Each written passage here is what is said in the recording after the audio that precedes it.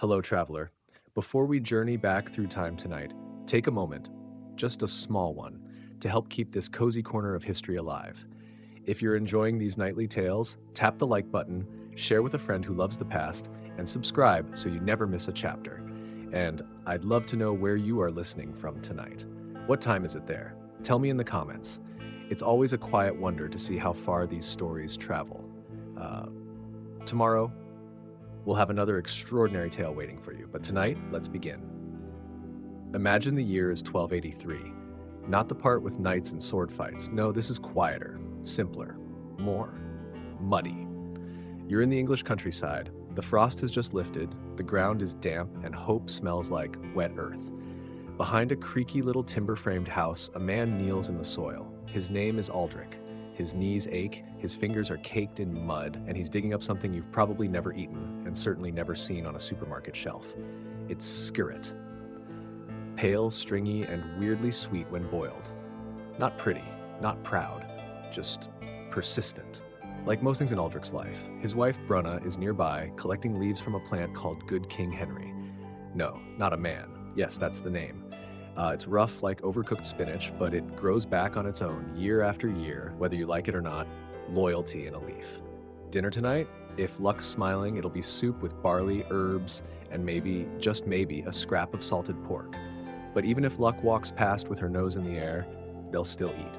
Because when you're a medieval farmer, every leaf matters. Every root, every sprig of green poking through the dirt, it's not just food, it's survival. It's stubborn hope. It's the quiet heartbeat of a life lived close to the earth. And just behind the chicken coop, someone else is digging too. But that part of the story comes next. The garden was awake long before the village. Dew clung to the grass like tired tears, and a gentle fog hovered above the dirt. Somewhere in the quiet, Aldrich stood ankle-deep in soil, hands stained with the color of effort. His back ached, but he smiled slightly. The skirret harvest had been good. Thin roots, pale and sweet, not glamorous, but dependable. In this life, that mattered. He moved down the rows to the salsify, a strange plant, long, white, with hairy skin that refused to wash off. Not because it tasted great, though it had its charm when roasted, but because it existed and kept existing through storm and frost, like him. Bruno was already by the Good King Henry patch, basket in hand. The leaves were rough and stubborn. They didn't beg to be picked. They allowed it. She whispered to them sometimes. Aldrich never asked why. Maybe she needed to believe something and listen. Alexander's stood tall in a shady corner near the broken fence, leafy, proud, and sharp-scented. A cousin to celery, but less polite. No one loved it, they just respected it. Closer to the coop, mallow crept up like an old friend. Its soft leaves were Brunna's answer to coughs, colds, and complaints. Steeped in hot water with a touch of honey, it became medicine. Unpleasant but effective. Aldrich drank it without protest. He'd rather face bitter tea than Brunna's disapproval. This wasn't a garden of luxury. It was a lifeline. But behind the coop, something else was growing. Freya, their daughter, 14 and fierce, had claimed a small patch for herself. She'd tied string into uneven rows and planted the seeds she'd traded for, a wooden spoon for a dream. Rocket, lovage, wormwood, spicy, bold. Plants that didn't ask permission. The rocket thrived. Sharp and peppery, it made your eyes water and your soul feel awake. Joran, a boy from 2 cottages down, wandered by one day. Freya offered him a bite of flatbread with rocket and cheese. He tried it like it might fight back, then nodded. I said it was good. A few days later, he brought eggs. No words. Just a gesture. She accepted. Not all gardens grow food. Some grow something softer. Back in the main patch, leeks were rising strong. Winter didn't bother them. They held firm like little green towers. In some places, they were worn like medals. Here, they ended up in soup, but proudly. Nearby, chickweed had appeared again. No one planted it. It simply arrived. Soft, green, generous. A handful could stretch a meal from 4 to 5. It didn't brag. It gave. Brunna headed to the nettle patch, gloves on. Nettles sting. Everyone knew that, but once boiled they softened, rich in iron, smoky in taste. A plant with a warning label and a reward. Aldrich liked that. Their neighbor Thane leaned on the fence, beard like a squirrel's nest, voice like gravel soaked in ale. Fat hen's back, he muttered, pointing. Didn't plant her. She shows up. Fat hen, also known as lamb's quarters, grew where it pleased. Was it a weed? Probably. Was it dinner? In bad years, it was the difference between hunger and hope. They dried it, ground the seeds, and made bread that wasn't pretty but filled the belly. Near the cottage door, Bruna had planted angelica. Tall, fragrant, a superstition wrapped in green. She believed it kept away bad air, bad luck, bad everything. Aldrich didn't believe it, but he liked the smell. Sweet and sharp, like her. Hidden between a wash basin and the fence was horseradish, a root that punched you in the nose and laughed. Grated raw, it was misery, and then released like pain that reminds you that you're still alive. Freya had added tansy and pennyroyal to her little plot. The tansy was bitter and used in Easter cakes once if you had enough honey to drown it. The pennyroyal looked like a weed, but Freya read it was suitable for something. She didn't need a reason. She just wanted something of her own, a rebellion in the shape of a leaf. In the kitchen, Bruna stirred the pot. Leeks, nettles, a pinch of dried skirret, a crumble of cheese. Nothing fancy, but it smelled like safety. And that was the truth about food back then. Not feasts in halls or goblets raised high. Just this, a bowl, a ladle, a hope that the garden would hold out one more season.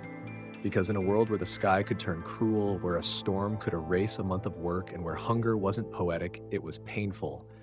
Every leaf, every root, every stubborn patch of green was a prayer. And tonight, those prayers would taste like soup. The sun climbed higher, but the warmth was still a distant promise. Around midday, the village hushed in that strange pause between morning's labor and evening's weariness. Even the chickens seemed to understand that this was a time for stillness.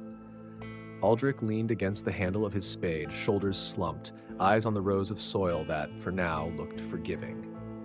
The garden, though humble, was thriving, but it always demanded more. Freya was crouched by her patch, rearranging a line of stones she'd placed to mark her rocket and tansy. Her fingers moved with care, but her mind was elsewhere.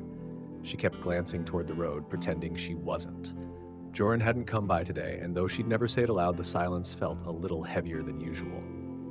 Back in the central garden, Bruna inspected the parsnips, gnarled, dirt-covered, and far more bitter than anything from today's markets.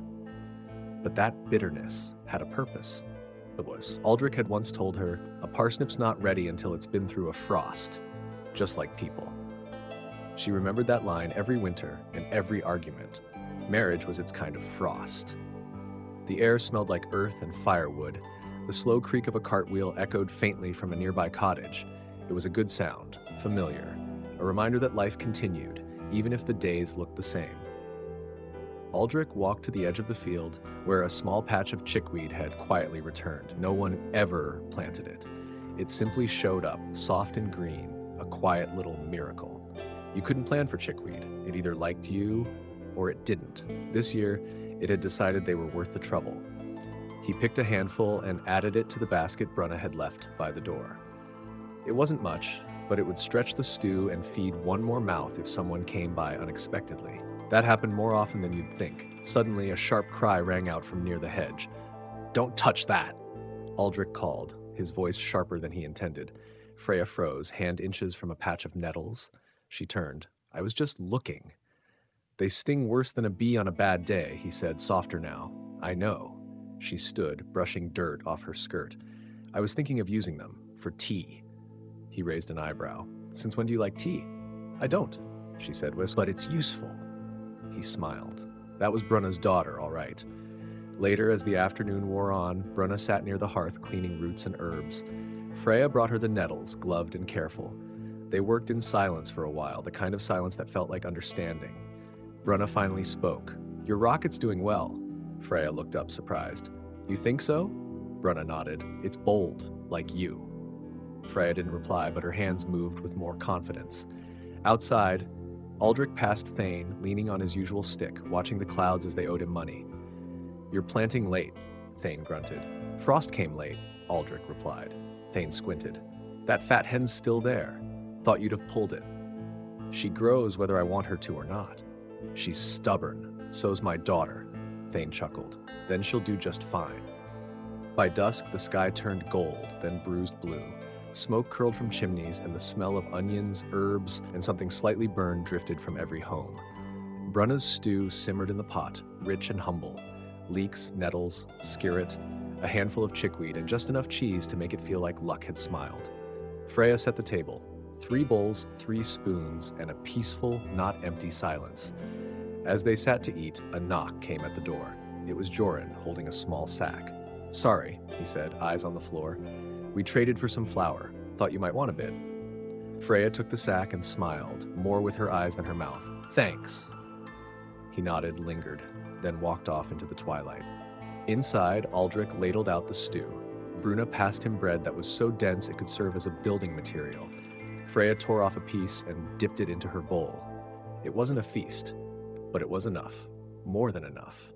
As the fire crackled and night settled in, Aldrich looked around the table, at the woman he'd weathered many winters with and the girl learning how to grow a future one seed at a time. And he thought, not for the first time, that maybe resilience wasn't always loud.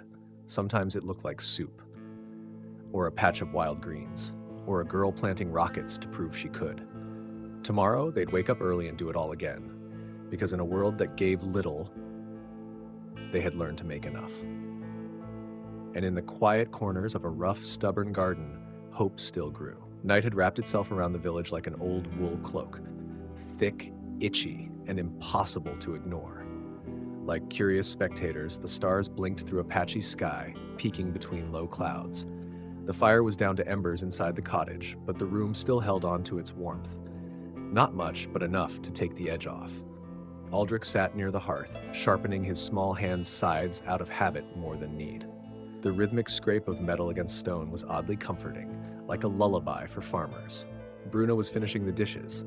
If you could call it rinsing bowls with hot water and a rag, dishes. Freya sat cross-legged on the dirt floor, her back against the wall, sketching something into the dust with a stick. Lines and circles, maybe a garden plan, perhaps nothing at all. Her hair was pulled back, her tunic smudged with herb stains, and her eyes held that quiet, restless glow of someone with too many thoughts for one room. "Tomorrow I'll try planting the pennyroyal closer to the stones," she murmured. Aldrich looked up. "You think it'll do better there?" She shrugged. "Maybe. It likes shade, and the soil's softer near the basin." He nodded, not because he knew, because he trusted that she did. Outside, the wind picked up, rattling the shutters like impatient fingers.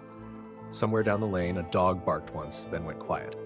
Aldrich stood, walked to the door, and pushed it open just enough to look out. Cold air rushed in, smelling smoke, wet leaves, and distant rain. "Storm's coming," he muttered. Bruna joined him.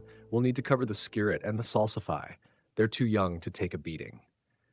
"I'll do it now," Aldrich said, reaching for his cloak. Bruna stopped him. "You'll wake the frost, better early morning."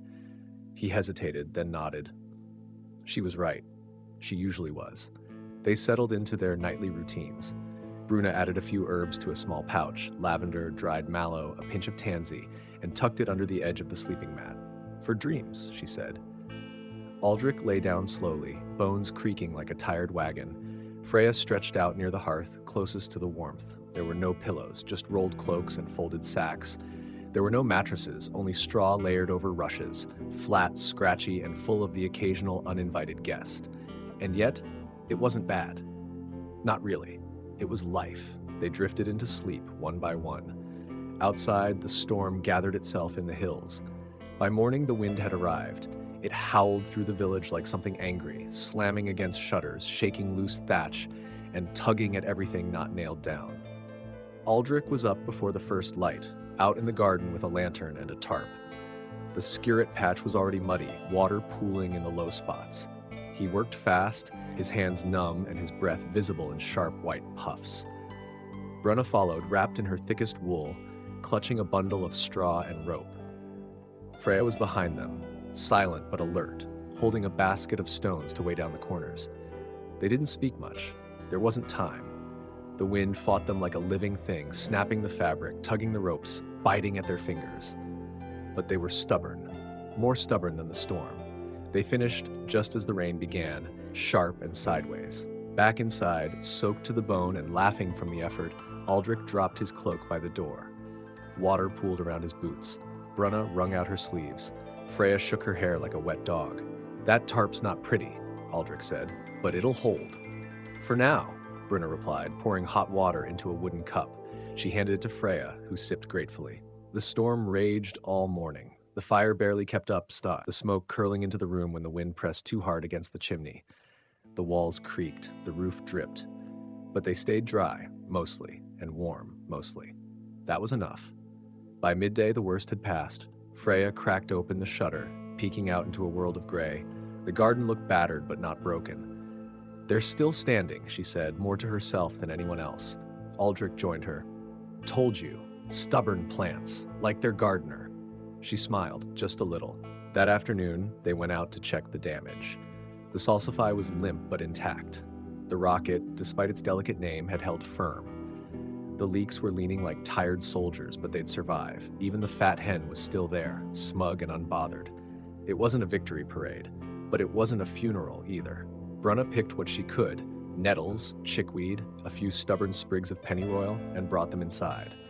The stew tonight would be leaner, but it would be warm. As the day wore down, a familiar figure appeared near the road. Thyme, soaked and scowling, leaning harder than usual on his walking stick. "Lost a section of roof," he grunted, "and my water barrel went flying." Aldrich offered him a bowl of soup and a dry seat. Thyme sniffed it. "Smells like grass." Brunna raised an eyebrow. "That's the chickweed." He took a bite, chewed, swallowed. "Still tastes like grass," but he ate every drop. They sat together by the fire as the evening crept in, the storm fading into memory. Stories were shared. Some old, some exaggerated, all welcome. Freya listened, quiet, absorbing the rhythms of people who'd learned to live close to the earth. Later, as Thane left with a full belly and a borrowed cloak, Freya returned to her garden patch. The air was damp, calm, and clean. She knelt beside the rocket, brushing her fingers across the leaves and still standing, still green. She didn't say anything, just smiled. Inside, Brunna lit the last candle. Aldrich adjusted the shutters. The day had taken more than it gave, but not everything. And in the middle of that battered little garden, life still held on. Gritty, muddy, beautiful in its crooked way. Tomorrow would come, as it always did, and they'd be ready. The storm had passed, but it left its mark. The air the next morning was heavy, wet with the smell of broken branches, overturned earth, and something sharp, like the ghost of lightning. The sky above the village was still moody, streaked with dull silver clouds threatening to change their minds at any minute.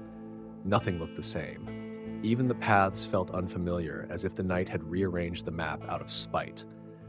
Aldrich woke early, not because he wanted to, but because his bones said it was time. He grunted off the mat, wincing as his knees cracked like dry wood. The cottage was still dark. The fire was reduced to a faint red glow beneath gray ash. He stirred it back to life, tossing in a few bits of dry bark, coaxing the flame like an old friend who needed reminding why they stayed. Bruna was already outside. He found her near the edge of the garden, squatting low, inspecting the base of the leaks. "They've bent," she said without turning, "but they haven't broken." He crouched beside her, resting one elbow on his knee. "Just like you," he said. She gave a snort, half amusement, half exhaustion. "Flatter me later. Right now, we've got to drain the lower bed before the roots rot." Together, they worked without talking. Soggy soil was shifted, trenches redug by hand, buckets filled and dumped. Mud clung to their boots, sleeves, and even Brunna's cheek, where she'd scratched an itch with a dirty glove. Freya joined them soon after, hair tied back and the cloak still damp from yesterday. She didn't ask what needed doing. She grabbed a small shovel and got to work. By midday, they had done what could be done. The garden was a patchwork of resilience and regret. The parsnips had held. The chickweed was thriving, as always. The rocket had taken a beating, but would recover. The pennyroyal might not make it. Freya said nothing, just stared at the withered stems as they owed her an apology. They returned inside, silent, each carrying the morning's weight like a full bucket. Bruna made the soup again. A thinner broth this time, less herb, more water, but still warm. Still enough. As they ate, a knock came at the door. It's not a friendly knock. A sharp, hurried rap made Aldrich glance at the knife near the hearth. He opened it to find Wilm, the miller's eldest son, tall, pale, eyes wide with something close to panic. "They're asking for help," he said, breathless. "Over the hill, the next village. Storm took out half the roofs, fields flooded. They've got kids with nothing dry to sleep on." Aldrich glanced back at Brunna, then to Freya. He didn't need to speak. Within minutes, Bruna was packing bundles, blankets, dried nettles for tea, 2 jars of preserved leeks, and 1 small wheel of hard cheese they'd been saving for Saint's Day. Freya added herbs from her garden, rocket, tansy, even the good leaves left on the wormwood. She hesitated at the last plant, the broken pennyroyal, but added that too. Might help someone, she said quietly. They loaded it into the cart, tied it tight with rope, and Aldrich set off with Wilm. The road was slick, lined with broken limbs and puddles deep enough to swallow a boot. But they made it. The scene was worse than they imagined. Homes reduced to frames, children wrapped in rags, smoke rising from fires made of wet branches and desperation. The food was taken gratefully, silently. No thanks, just eyes that said everything. A woman with frostbitten fingers accepted the cheese as if it were gold. A small boy clung to his sister, wrapped in a blanket Freya had embroidered last winter. Aldrich gave what he could and stayed long enough to fix one roof, then another. He left just as the sun began to dip, casting the sky in bruised orange. Back home, the cottage was quiet. Freya was in her garden again, knees in the dirt, replanting what she could. Bruna watched from the doorway, arms crossed, face unreadable. "He's late," she said. Freya didn't look up. "He'll come," and he did. Just before nightfall, the cart was empty, the cloak soaked and the hands blistered. Bruna took one look and said, "Sit, eat." There was soup waiting. Thin, yes, but hot. As Aldrich slumped into the corner by the fire, Freya placed something in his lap, a small sprig of pennyroyal, one that had survived, barely. "Thought you might want to keep this one alive," she said. He smiled, nodded, and placed it in a cup of water. The next morning, the sun returned.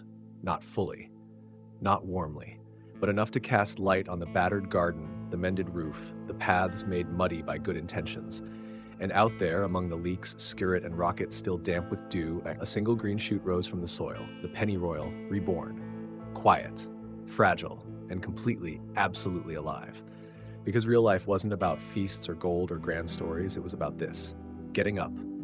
Give what you can, planting again, even when the storm says you shouldn't bother. Morning came slower this time.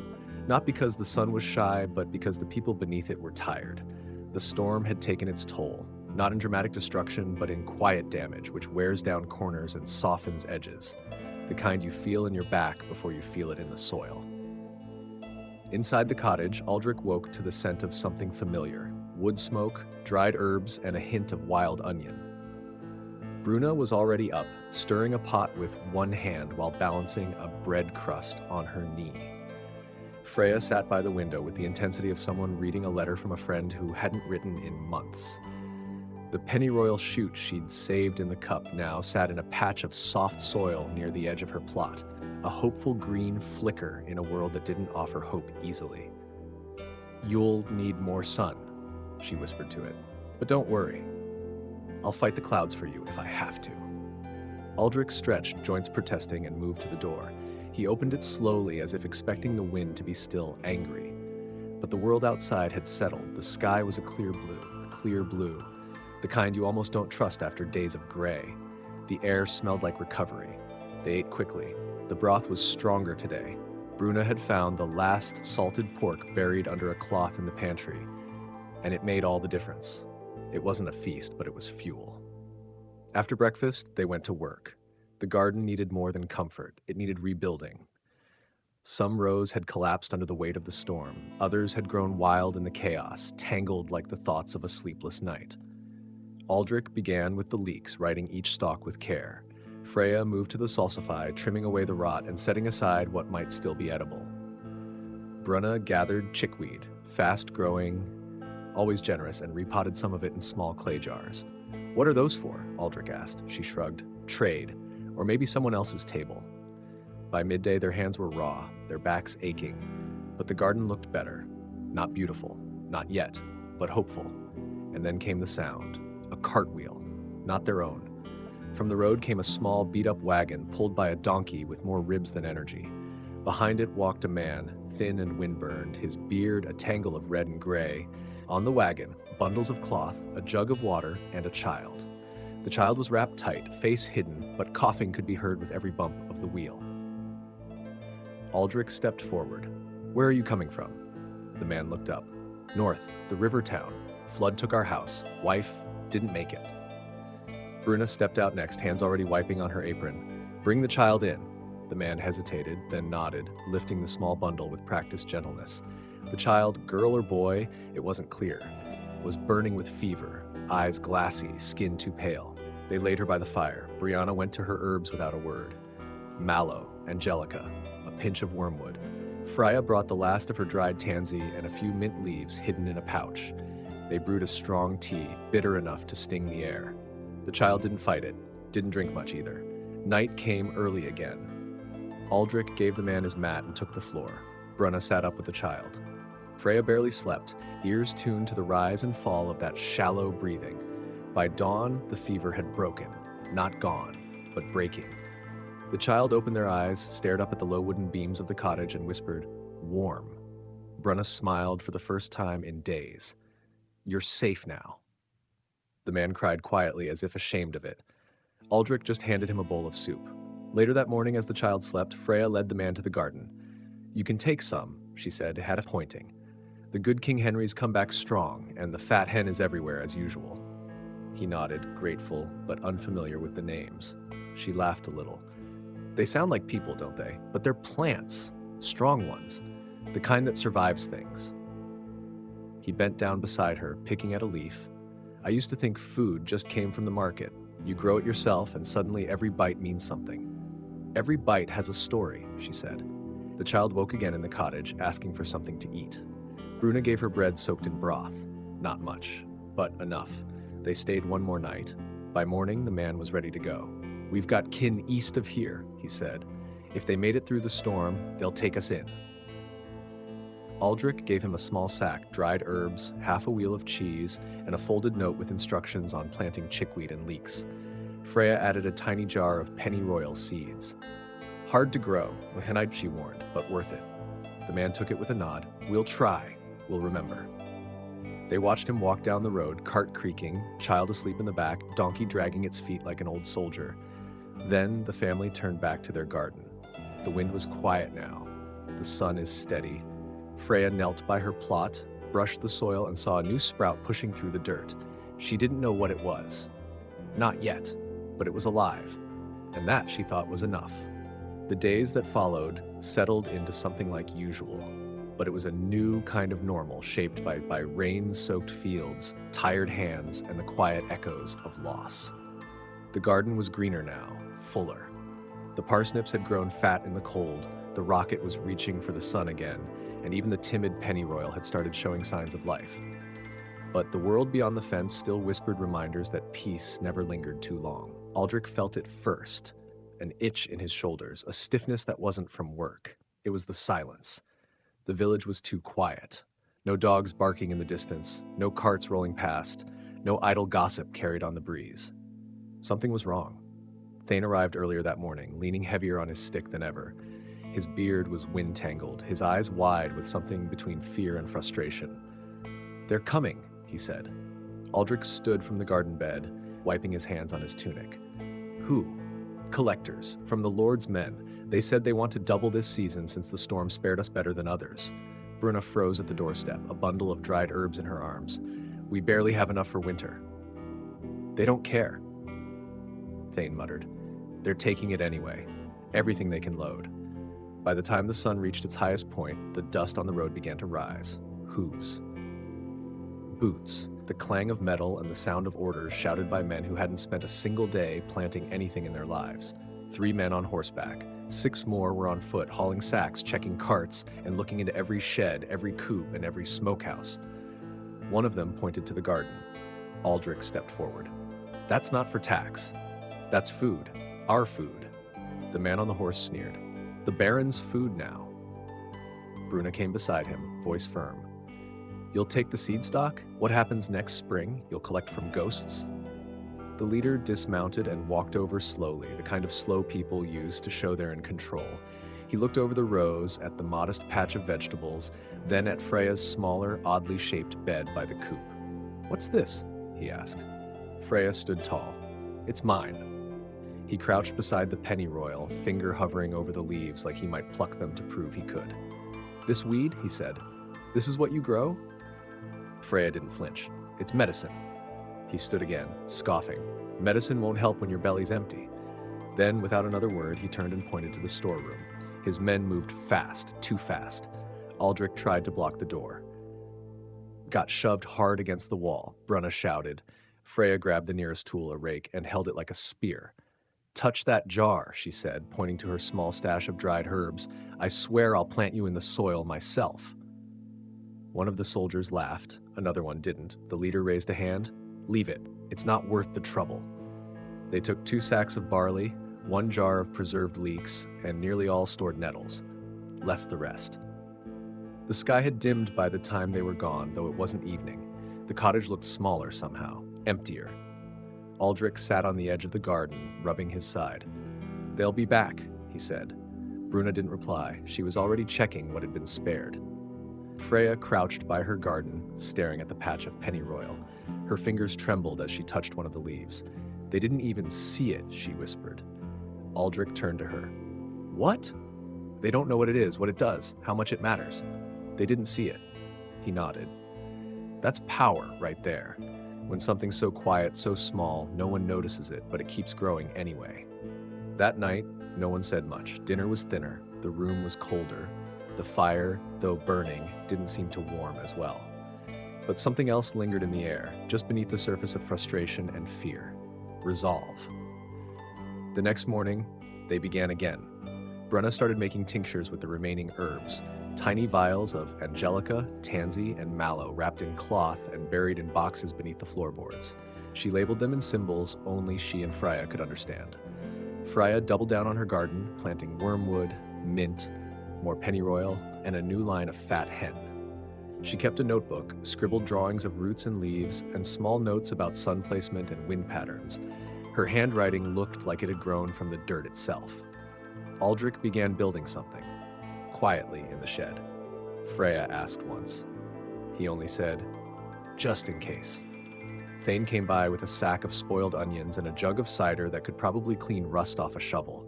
He stayed long enough to help patch the fence and mutter, "They'll regret underestimating this village."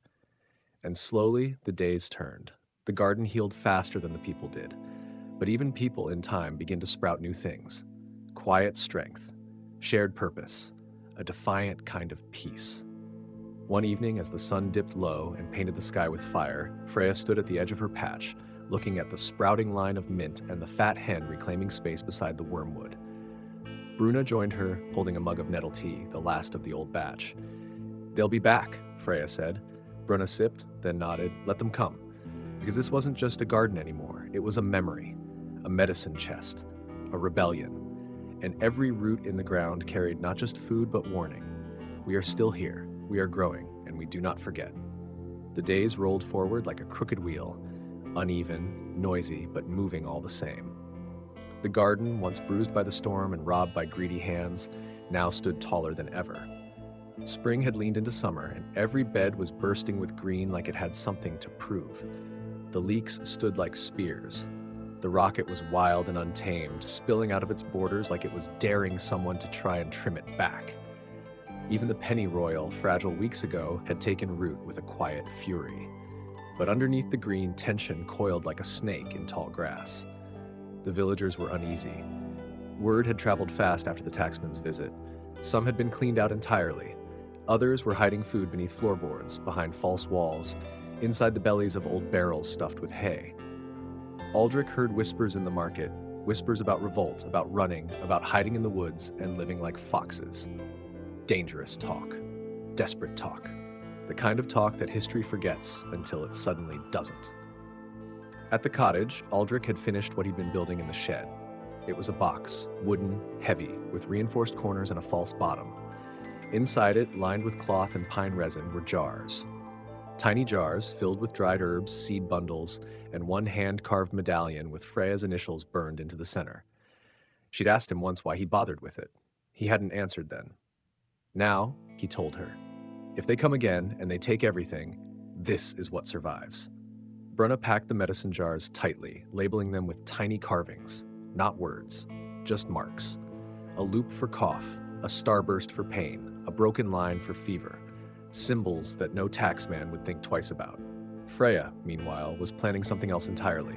One evening, as they sat by the fire, she spoke up. What if we stop letting them come to us? Aldrich looked up from his bowl of stew. What do you mean? I mean, we share what we grow.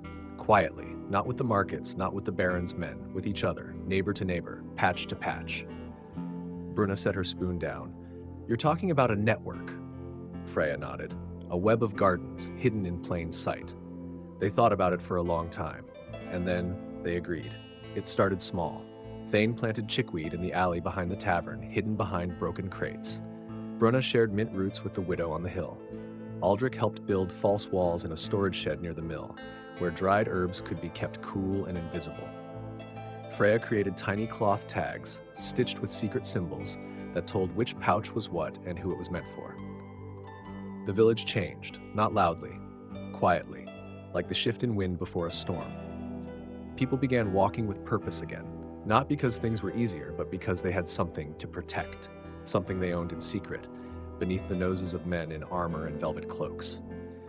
Then one afternoon, the road dust rose again. The tacksmen returned. This time, they were fewer, only 4. One on horseback, the others on foot.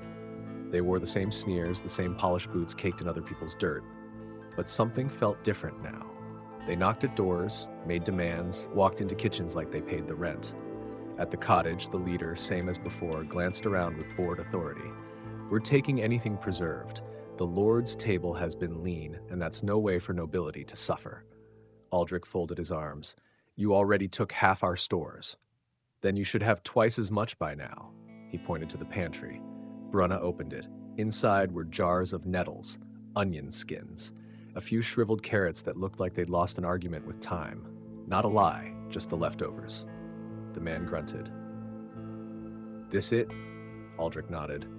This is what we eat, and we've been generous already. The taxman paused, looked around. He knew, maybe not the whole story, maybe not the how or the where, but he knew something was off. The garden looked too healthy, the villagers too calm, the pantry too curated. He said nothing, just spat on the floor and turned. Next month, he muttered, double. As they left, Freya stood at the doorway. She didn't yell, didn't curse, she just smiled, because the mint had already been traded 3 days earlier. The leeks had gone to a sick boy 2 cottages over. The chickweed had been pressed, dried, and buried beneath the goat pen wrapped in oiled cloth. The pennyroyal seeds had traveled in the hem of a traveling tinker's coat, heading to another village that had none. By the time the tacksman walked out, the garden had already scattered itself across the region, like pollen on the wind. And that night, in a tiny house lit by a single candle, a family across the river boiled a handful of dried nettles stirred in mint and prayed over a sleeping child with a fever. They didn't know Freya's name, didn't know about the stitched tags or the carved box or the girl who stood with dirt under her nails and rebellion in her chest. But they felt the warmth in the tea, and they whispered, "Thank you anyway." Back at the cottage, the fire cracked softly. Aldrich leaned back in his chair. You think they'll figure it out? Freya shrugged. Maybe, Bruna added, but by then, it'll be too late. Because the roots were already deep, and no one, not lords, not tacksmen, not even time, could dig them all up. Not now, not anymore. The season turned, slowly but certainly. Leaves browned at the edges, mornings bit a little sharper, and the garden's energy shifted from bursting to bracing. Everything began to lean inward. Plants, people, plans. It was the kind of quiet that spoke not of peace, but of preparation. Freya knelt by the edge of her patch, fingers trailing over the rocket leaves, now spicy and full from summer's sun. She plucked a few, placed them in her basket next to tansy, mallow, and a single, proud stem of pennyroyal. Nearby, Bruna was tying bundles of herbs to dry on the rafters. Angelica, chickweed, mint, anything that could be saved for the cold days ahead. Aldrich stood by the fence, sharpening the old garden shears, but his eyes were on the road. They'll come again, he said, not for the first time. Bruna didn't look up. Let them. But this time it wasn't the tacksman they had to worry about. It was the weather. 3 nights into the month, the frost came early, uninvited, sudden, and cruel. The stars vanished behind a sheet of wind. By morning, the cabbage had frozen stiff, the leeks drooped like tired soldiers, and even the rocket, so bold in summer, looked humbled. Freya ran out barefoot in the gray dawn, trying to cover what she could, but it was too late. Her patch was damaged. The pennyroyal had turned black at the tips. The wormwood curled like an old letter forgotten in a drawer. She sat in the dirt, teeth clenched, hands gripping her shawl like it could hold the season back. Aldrich found her there, silent. "First frost always feels personal," he said, crouching beside her. "I should have done more," she muttered. "You did more than most, and it's not over." They salvaged what they could.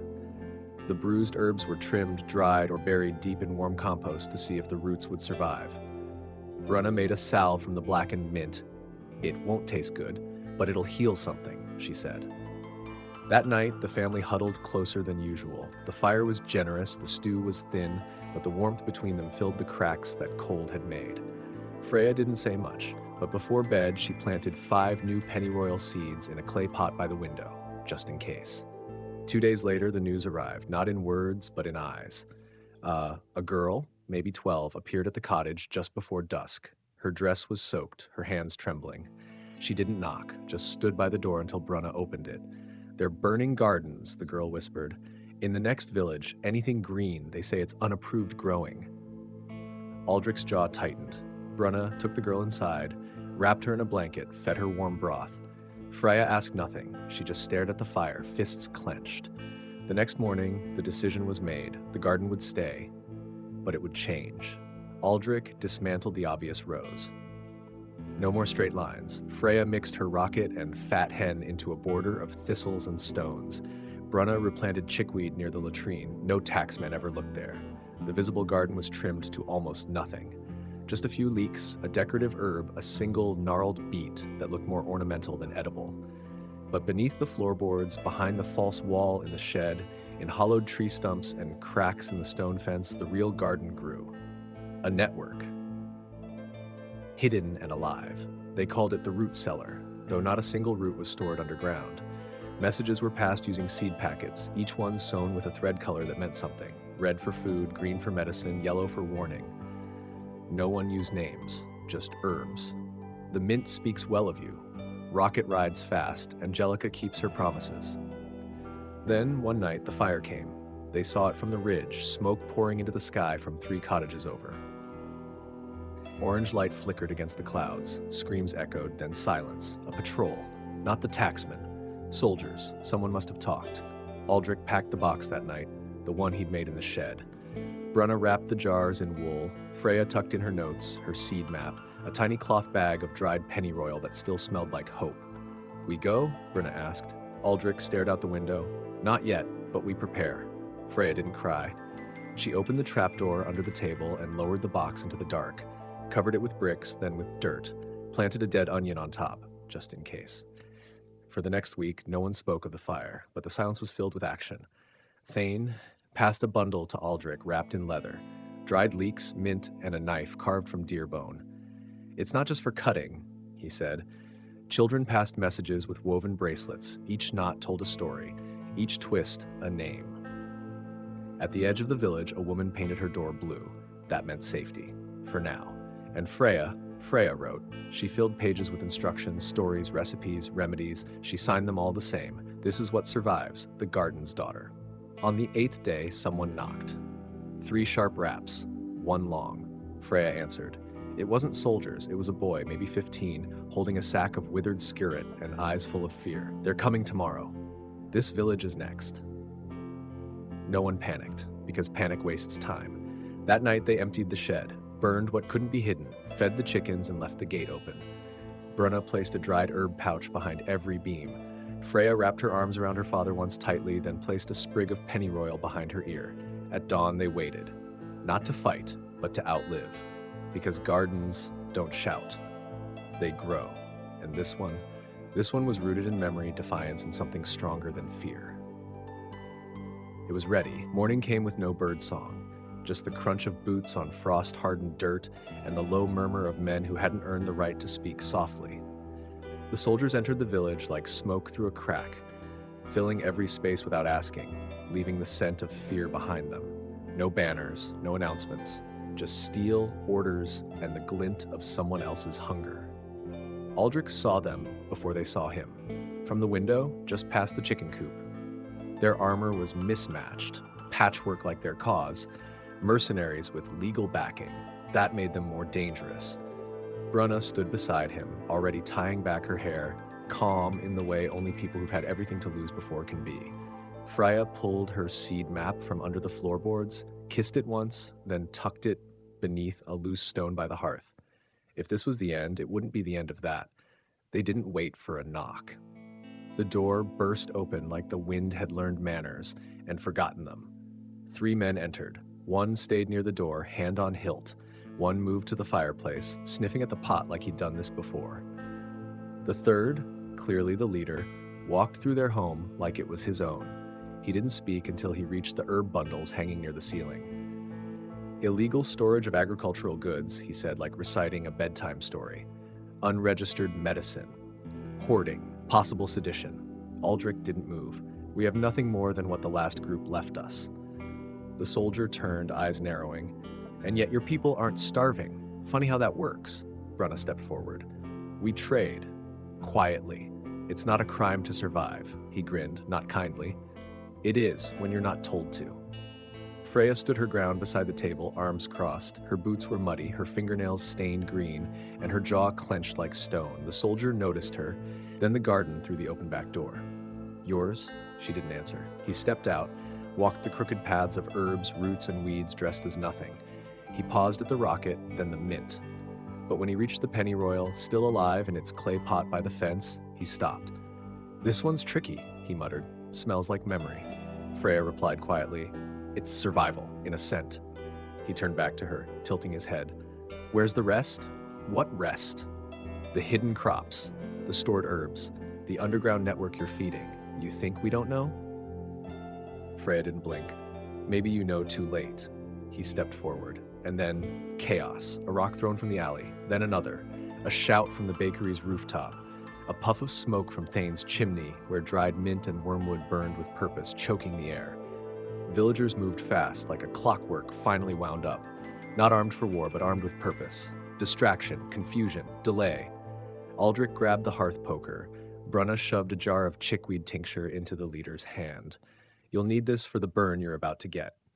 Freya ran. Out the back, through the garden, feet finding the hidden paths they'd walked in drills. Past the goat pen, through the tree line, down to the dry riverbed. There, in the roots of an old beech tree, she pulled back a slab of mossy stone and slipped inside. Dark, damp, safe.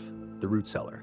Inside were jars, seeds, scrolls of paper wrapped in waxed cloth, names, recipes, maps, the resistance, but in root form. Freya placed the newest notes on top, then lit the candle from her pouch.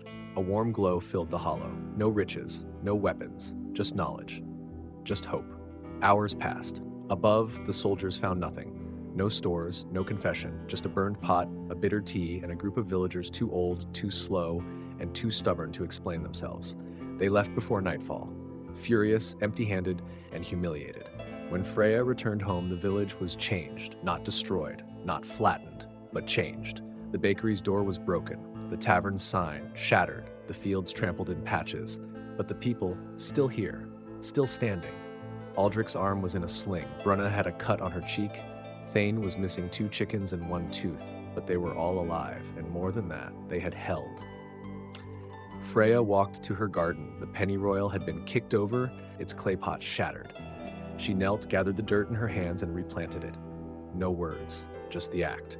Brunna joined her with water. Together, they nurtured it back into place. That night, the fire was small but steady, the stew thin but hot, and the silence full. Aldrich broke it. They'll come again. Freya looked up, and we'll be ready again. Brunna raised her cup. To the root. And Freya replied, to what they can't burn, because what they had wasn't just a garden anymore. It was a story, a system, a seed vault disguised as stubborn farmers and bitter tea, and in the darkness and secret hollows and tangled fields, the garden grew. Quiet, strong, unstoppable. It didn't snow that winter, not right away. Instead, the world held its breath beneath a cold sky. Frost clung to the windows, the earth turned stiff, and the village huddled in silence, listening.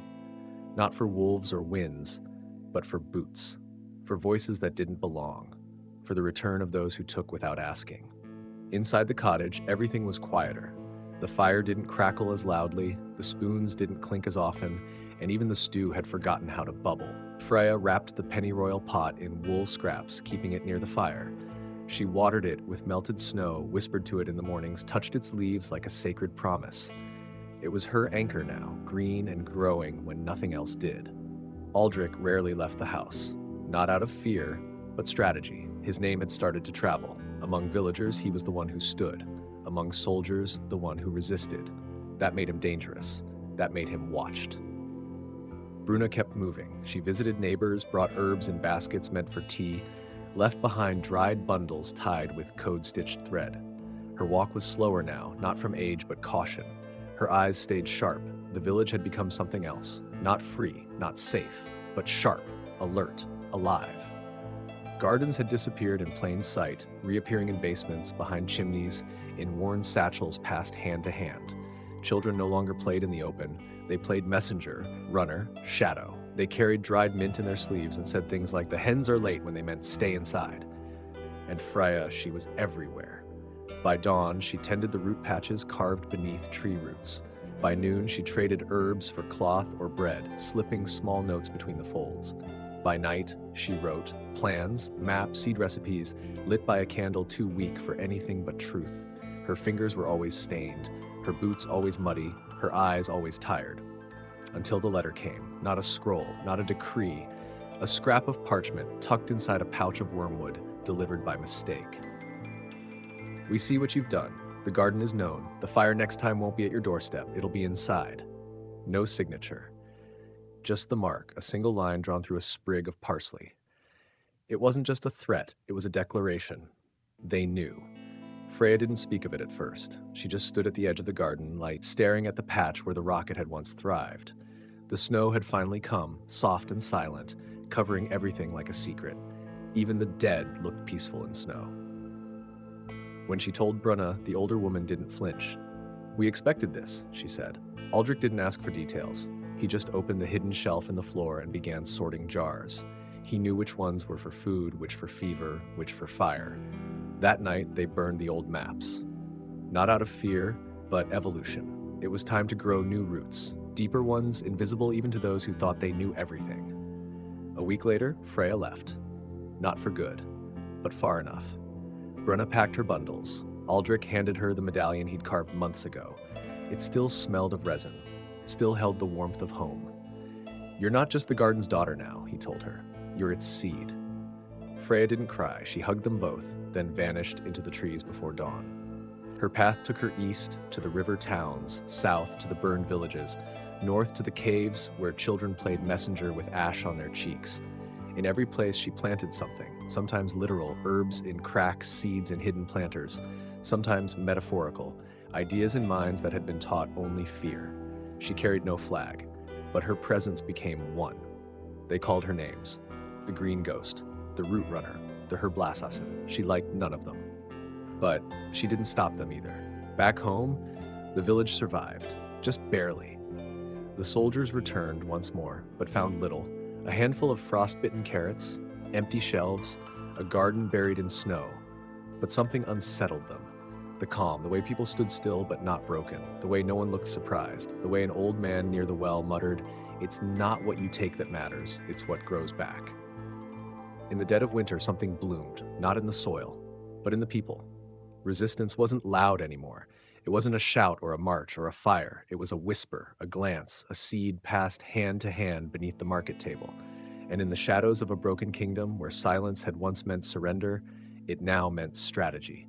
Freya moved like wind, touched villages and vanished, taught people to read herbs like poetry, showed them how to heal with leaves and how to fight with patience. Every place she left began to green, quietly. And then one night, a signal. A ribbon of fat hen tied to the main gate of a southern town. Next morning, the soldiers posted there vanished. No blood, no fire, just absence. And a garden planted in their courtyard by dusk. That was the new revolution. Not fought with swords or crowns, but with roots. And Freya, who once cried over crushed pennyroyal, now carried its scent with pride, tucked behind her ear like a badge of something stronger than defiance. Continuity. Because when empires rot and armies fall and banners burn, what grows back first? The weeds, the herbs, the stubborn quiet things that refuse to die. The garden, and the daughter who became the world's seed. The thaw came earlier than anyone expected. By late February, the snow began to retreat, not in surrender, but in slow confusion.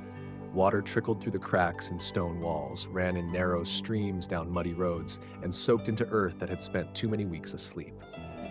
With the melt came sound again: crows, children, and the cautious stir of tools against dirt. In the village, Freya's absence had become presence. People still spoke her name quietly, but they no longer said it with worry. They said it like a charm, like something you whispered into the soil so it would grow straighter, braver. Brunna, now grayer at the temples, still kept the cottage hearth going. Aldrich still carved, still tended what could be seen and what could not. The pennyroyal survived the freeze, not untouched, but undefeated. Freya's pot by the window had cracked from the cold, but the roots had held. Spring, even in rumor, was enough to stir the buried. But Freya wasn't coming home. Not yet. In the south, in the hills once cleared by soldiers, she'd helped rebuild. Not houses, those would come, but trust. She taught a group of widows how to make fever salves from nettle and angelica, left behind packets of mustard seed wrapped in wax cloth. Not for food, for signal, a way to say, we're here, we're ready, we remember. She met others. A boy named Joran with a scar under his eye who knew how to move through cities without being seen. An old woman named Kitta who could identify poison from scent alone. A former baker who now forged tools that doubled as weapons. None of them were soldiers. That was the point. Freya didn't build an army, she grew a forest. Each place she touched became a node in a living map. Herbs, gardens, messages, all linked, all breathing. It was slower than war, less dramatic. But roots don't make sound when they split stone, until they do. One night, Freya returned to the village in secret, not as a daughter, but as a warning. She arrived just past midnight, cloaked in mud and salt. Brunna opened the door like she'd been expecting her. They've declared the herb trade treason, Freya said, dropping her pack on the floor. Aldrich didn't even look up from sharpening a blade. They've declared breathing treason before, he replied, but this time was different. The Baron, the same noble who once sneered at the idea of Rocket and Pennyroyal being anything but weeds, had been replaced. Not by someone better, by someone crueler. A governor sent from the capital. A man with ink-black uniforms, fire-loving patrols, and the idea that anything decentralized was dangerous. They were calling it the Purge of the Green. Gardens were being razed in the north, seed carriers arrested. One healer beaten to death in the square for passing a bundle of dried thyme to a sick child. They're not just hunting us, Freya whispered, they're trying to erase us. The room was quiet. Outside, the frost still clung to branches. Inside, Brunna poured tea, pennyroyal and mallow. Simple, calming, resistant. Freya stayed 3 days, not to hide, to teach. She brought with her new methods, ways to dry roots in hours, not days. Methods of concealment in bread dough and cloak hems. She trained 2 teenagers in foraging by moonlight, helped carve hidden compartments beneath water barrels, left a new seed map, hand-drawn, painfully precise. Before she left, she knelt beside the patch behind the cottage. The pennyroyal was sprouting again, tiny and defiant. She placed a single stone beside it, smooth, engraved with a simple curve, not a letter, a path. Then she vanished again, south, then west, and the purge continued. But so did the garden. The underground became overground in some places, villages where too many mouths meant too many questions, too many patrols. So the herbs grew in flower beds, the messages tucked into lullabies. In the capital, a cathedral choir sang a new hymn, full of old herb names disguised as saints. Saint Mallow, who soothes, Saint Chickweed, who feeds, Saint Rocket, who burns. Even the nobles began using salves again, clandestinely. Because nothing works for winter rash like a paste of thyme and tallow. Even in tyranny, skin itches. That irony was not lost on Freya. She kept going, until one night a courier reached her in the mountains. An old woman, barely standing, her eyes milky, her hands scarred. She handed Freya a note sealed in beeswax. It read, "The governor knows your name, he knows your village, he knows what grew there." And below it, "They come at first frost." That was a week ago. Now, as Freya stared into the valley from her campfire, she felt the wind shift. Cold again. Bitter. It wasn't just weather, it was the signal. They were going back, not just her. The forest she'd grown, of people, of roots, of ideas, they were all coming. Not to fight with blades, but to overgrow, to reclaim. Because you can cut down a tree, burn a patch, salt a field, but you cannot stop spring. And this spring, It remembered everything. The first frost came late that year, but when it came fast, like a forgotten promise kept in ice. The wind carried something different this time. Not just cold, but intent. It howled through the valley with purpose, snapped through branches like orders barked in the night, and scraped across rooftops as if searching for secrets buried beneath shingles. Freya stood on the ridge overlooking the village, the place where everything began. She hadn't been home in weeks, maybe months. She couldn't keep track anymore. Time had blurred into routes and maps and trails that vanished by morning. But now the routes were converging. Behind her, shadows moved, silent, bundled in cloaks stitched from scraps, eyes scanning the dark. Not an army, something older, something deeper. Healers, gardeners, carriers of knowledge and seeds and scars, the root keepers, all of them drawn by the same whisper, it's time. The governor had kept his promise. His soldiers were moving, not just through roads, but across fields, along the forest paths, sweeping through towns like a controlled burn. Every garden razed, every herb hung to dry seen as treason. They burned rosemary in the street, dug up mint, forced villagers to drink dyed water to prove they carried no tinctures in their cloaks. But they were too late, because the forest had learned to move, and Freya had learned to lead. She descended into the village just before dawn. Bruno was waiting, leaning on a cane carved from ashwood, wrapped in a shawl that had once belonged to Freya's grandmother. Her face lit up, not with surprise, but with something fiercer. "You're late," Bruno muttered. Freya smirked. Didn't want to scare the frost. Inside, the cottage hadn't changed much. The fire still danced with nettle and birchwood. The kettle still whistled its same stubborn tune. Aldrich sat in his old chair, whittling something that looked suspiciously like a new medallion. He didn't look up. "Is it time?" he asked. Freya nodded. "It is." They didn't need to say more, because what was coming wasn't a battle, it was a reckoning. The plan had already grown roots. Tucked into every bundle of false firewood was a pouch of seeds. Under every chicken coop, a stash of herbs. In each well, a stone marked with a cut, a sign that beneath the surface, water ran clean and loyal. By nightfall, every root keeper had their task. One would head west with a cart that creaked too much for a thief, but just enough for a smuggler. Another would double back into the governor's territory with a satchel full of gifts that, if brewed wrong, would sour the skin and steal breath. Freya herself would stay, because the garden needed a face. And if she'd learned anything from the pennyroyal, it was that surviving in silence only worked until the sun returned. The soldiers arrived the next morning. Fewer than expected, but crueler. Their boots left prints too deep. Their eyes scanned not for weapons, but for meaning. They looked at the cracked pots, the lopsided fence, the blackened stalks of winter cabbage, and saw nothing of value, which made them careless. The leader, a sharp-jawed man with no mud on his cloak, stepped forward. "This is the place," he said, reading from a scroll that looked like it hadn't touched dirt in its life. "Freya of the Roots, you are summoned by decree of the Crown Governor for acts of agricultural sedition and unlawful dissemination of unauthorized flora." Freya stepped out of the doorway, calm, unflinching. "You forgot improper pruning," she said, hands at her sides. The man didn't laugh. He never had. "You'll come with us, or you'll be taken." Behind him, 3 soldiers raised their rifles. Brunna didn't blink. Aldrich didn't flinch. And then came the sound. Soft, subtle, like rain on thatched roofs.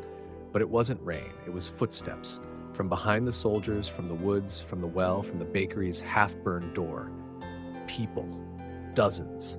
Some with spades, some with baskets, most with nothing but dirt on their hands and fire in their eyes, and all of them wearing something green, a scarf, a sprig, a leaf tucked behind the ear. The soldiers turned, suddenly outnumbered but still certain. They aimed, they shouted, but no one moved, no one fought, because this wasn't about fighting, it was about refusing to disappear. "You can take me," Freya said, stepping closer, "but you can't stop the garden." The leader raised his hand as if to give the order, but his voice cracked first, because in the silence something grew.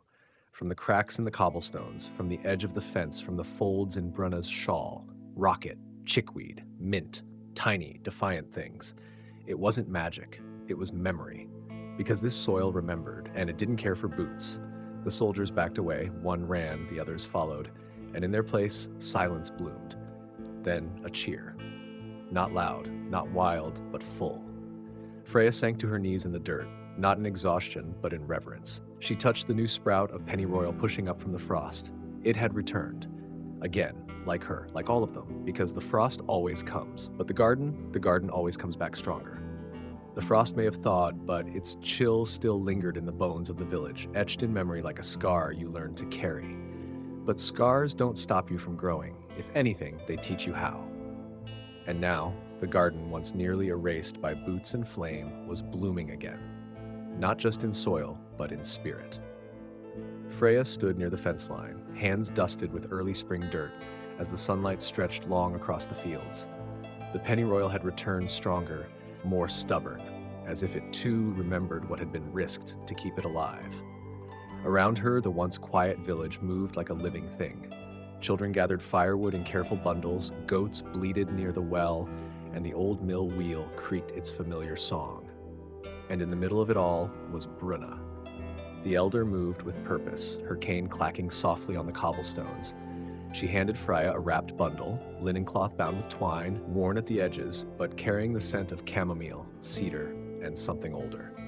"These are the first seeds," Bruna said, voice low, "passed down since your grandmother's time. If you're taking this next step, you'll need them." Freya didn't respond with words. She held the bundle tight, nodding once, and pressed it to her chest. The seeds inside weren't just plants. They were stories, survivals. They'd been hidden in hems, smuggled past guards, traded for bread, and watered with tears. They were everything. Because the garden wasn't staying in the village. It was time to spread. Over the weeks that followed, the plan took root. Literally. Freya mapped a route through the northern territories. Places too battered to resist, too scared to rise, or simply too alone. Villages where the green had gone out, where medicine came only with a price, where roots were seen as weeds instead of lifelines. She wouldn't go alone. 10 root keepers stepped forward, hands stained with soil, hearts set on growth. Each would travel in a different direction. One toward the coast, where salt choked the land, but wild thyme still dared to grow. Another to the mountain ridge, where frost never left, but bitterroot still found space to dig in. Freya chose the central path, through the oldest roads, ones that once led to kingdoms, now crumbling beneath ivy and indifference. Before they left, they met beneath the willow tree by the river, a place once used for executions, now reclaimed with moss and violets. Bruna handed each keeper a coin, not metal, but carved from walnut shell. Inside each coin, a pressed leaf.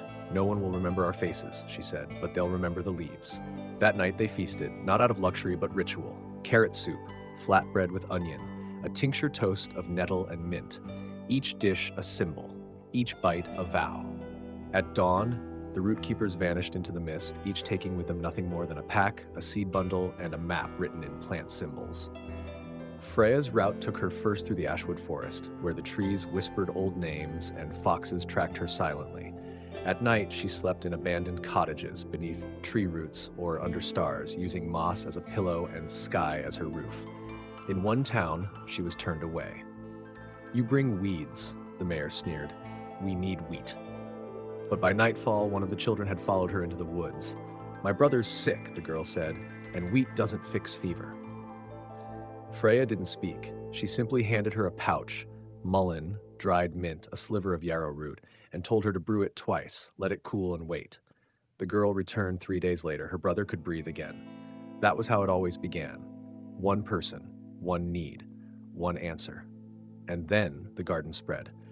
By the time Freya reached the river fork, she'd passed through 7 towns, planted 14 hidden patches, and taught 3 women to recognize burdock from bitter nightshade. She left bundles wrapped in waxcloth beneath bridges, drew sigils in chalk on barn doors, spirals for food, arrows for warning, the root symbol for healing. She was a gardener, yes, but more than that, she was a signal. And signals move fast. Word spread. The green line was real. A route not of war or wealth, but restoration. A resistance without armor built from chlorophyll and community. But not everyone was pleased. In the capital, the governor's advisors reported unnatural uprisings in agrarian sectors. One spoke of a herbal network, others used the term flora rebellion. "They're just farmers," someone scoffed. "No," said the governor, "they're roots, and roots crack stone." He ordered a new wave of enforcers, those trained not just to burn, but to infiltrate. They wore plain clothes, spoke gently, and smiled as they carried poison under their coats. Freya knew they were coming. She'd seen them before, so she changed the plan. Less movement, more embedding. In each village, she found someone to teach. Someone quiet, overlooked, gentle. A baker, a weaver, a midwife. She passed them seeds, taught them code, and gave them one promise. When they forget your name, let your garden speak it for you. It worked. In the city, a park bloomed with wild lettuce and foxglove overnight. In the mines, cough syrup made from licorice root began appearing in the mess hall. In the prison, a guard found a note in his boot. Boil this with milk, give it to the boy in cell 9. And in the village where it had all begun, the soil turned even darker, rich and alive, Aldrich still carved, Bruna still brewed. And in Freya's old patch, now shared by all, the pennyroyal thrived, because the frost may always return. But now so would they. The morning Freya left again, the sun rose heavy with golden fire, as if the sky itself was burning off the last of winter's chill. Dew shimmered on the rooftops, caught like stars that had gotten lost on their way home. But inside the village, the warmth wasn't just in the air, it was in the people. Because now, they weren't just survivors, they were sowers. Every hand in the village had touched soil. Every child could identify burdock by scent, could name the healing power of dandelion root without flinching. Even the goats somehow had gotten used to sleeping near bundles of drying herbs. The place was no longer just hiding, it was healing. But healing, Freya knew, doesn't stop when the wound closes. It keeps going, outward, until it becomes something bigger than survival. It becomes revolution. That was why she stood at the edge of the path again, seed bundle wrapped in wool, map stitched in mint green thread, waiting for the rest of the root keepers to arrive. They trickled in silently, cloaked figures from forest ridges, riders from the western ravines, one old man with crow feathers in his beard who'd walked for 5 days without speaking a word. When they gathered beneath the great pine, they didn't need to say much. They just opened their pouches, tansy, clover, wormwood, lemon balm, and laid them on the cloth Freya had spread on the ground. This wasn't ceremony. This was coordination. The threat was growing again, but this time it wasn't fire, it was control. The governor's new strategy was subtle, less burn, more bind. He wasn't sending soldiers to destroy the gardens anymore. He was offering permits, safe zones, controlled planting, a bureaucratic cage painted green. He wanted to turn rebellion into regulation. He wanted to domesticate the roots. Freya wouldn't let that happen. This isn't about land anymore, she told the circle. It's about memory. Control memory and you control growth. They nodded, so they made a new plan, wider, deeper. Not just planting, but recording. Not just healing, but remembering. Each root keeper would carry not only seeds and salves, but stories, recipes, rituals, names. They would build the archive. And to protect it, they needed distraction. Freya took the most dangerous route herself, into the city. Not the small towns and hamlets she was used to. The city, gray-stoned, iron-guarded, dressed in marble and mandates. A place where dirt was scrubbed out of every crack, where gardens grew only in boxes approved by the crown, and where rosemary was trimmed for appearance, not medicine. She entered through the servant gate. No cloak this time, no medallion, just a basket of onions and a fake name, Lyra. In 3 days, she'd mapped the palace kitchens, memorized the garden path rotations, and made 3 allies, a baker's assistant with a burn scar, a stable hand with eyes that didn't miss anything, and a laundress who folded resistance into every pressed collar. They helped her plant the first archive entry beneath the palace, 4 pressed leaves, 3 recipes, and a coded story etched into soapstone and sealed in wax. It wasn't the only one. Across the city, root keepers were doing the same, in the cellars of taverns, the corners of printing shops, under floorboards in children's schools. Everywhere the roots had once been ripped out, they were now rewriting themselves. The governor didn't see it. He was too busy polishing his rhetoric. Green is the future, he declared at public forums. We support responsible growing. But the people saw through it, because control never smells like rosemary, it smells like ash. And then one night, it happened. The palace garden, the one shown off to diplomats and merchants, bloomed with rocket and purslane, plants no one had planted officially. And in the center, a single stalk of pennyroyal tied with a thread of nettle green. A message. The governor ordered the garden torn out within the hour, but it was too late, because the archive had already spoken. In the following days, city officials found pamphlets slipped into bread baskets, graffiti in alleyways that looked like flowers but translated to "We grow in silence." And the crown's own physicians began requesting wild chamomile for ailments they refused to name. Freya watched from the shadows. She didn't need a title. She didn't need applause. All she needed was the scent of mugwort on the breeze and the sight of a child tucking a sprig of mint behind their ear. One night, she returned briefly to the village. Bruna was waiting. The fire was low, the tea bitter. "You started something bigger than yourself," Bruna said, handing her a jar of elderberry syrup. Freya smiled, tired but burning. "No," she replied, "we started something no one can stop." And when she left again, this time the road ahead didn't feel lonely. It felt alive, because the frost might always return. But the garden had become a movement, a memory, a map. And Freya? She wasn't just the daughter of it anymore. She was its voice, and the voice had work to do. By the time Freya stepped beyond the village borders again, spring had fully awakened the world. Wildflowers crept along the roadside like gossip, uninvited but impossible to ignore. Bees hummed their chaotic symphonies, and somewhere far off, a river roared louder than it had all winter. Everything was moving, alive, insistent, and not waiting for permission. Neither was she. With her seed bundles strapped tight against her back, Freya walked into the new season not as a fugitive nor a legend, but something stranger. A gardener who had become a symbol, a healer who now whispered across regions through the language of leaves. The archive had grown. Each week, new entries arrived. Pressed herbs coated into fabrics, oral histories captured in dried tea blends, maps drawn in pollen ink. From coastal towns to mountain passes, the root keepers had been busy. And it wasn't just them anymore. Ordinary people, blacksmiths, teachers, candlemakers, were becoming nodes in a living network. Everyone had their own way of planting resistance, but new growth always brings new predators. And this time, it wasn't a fire. It was a silence. In 3 different towns, garden plots had been found cleared, perfectly, with surgical precision. No signs of trampling, no ash or soot, just gone, as if the roots had been plucked by hands that knew exactly what to remove. As if someone had studied them long enough to make their disappearance look natural. Freya heard of it in Wexton, a quiet mill town now bustling with trade, thanks to herb-based remedies replacing imported medicine. A boy, no older than 10, tugged on her sleeve. "They took the lemon balm," he whispered. "Mama said it was just sick, but plants don't die all at once." She kneeled to his level, heart tightening. "They leave anything behind?" she asked. The boy nodded. "A stone. Smooth. No writing. Just like the ones they'd used to mark archive caches. But colder and heavier." Freya took it and turned it over. It wasn't just a rock. It was slate, man-shaped, machine-cut, industrial. Someone was sending a message. They weren't just being watched, they were being studied. Back at her temporary camp, hidden in the boughs of an abandoned orchard, she wrote furiously into her logbook. Not just names and places, but signs, patterns, herbs missing, people who had vanished. Every disappearance was paired with silence, villagers unwilling to speak, too scared even to warn. Whatever was coming now wasn't loud, it was precise, bureaucratic, official-looking. In other words, far more dangerous. She sent word to Bruna through an old method, dried rosemary tied with blue thread, hung upside down in the rafters of a bakery. 2 days later, a message arrived, burned into birch bark.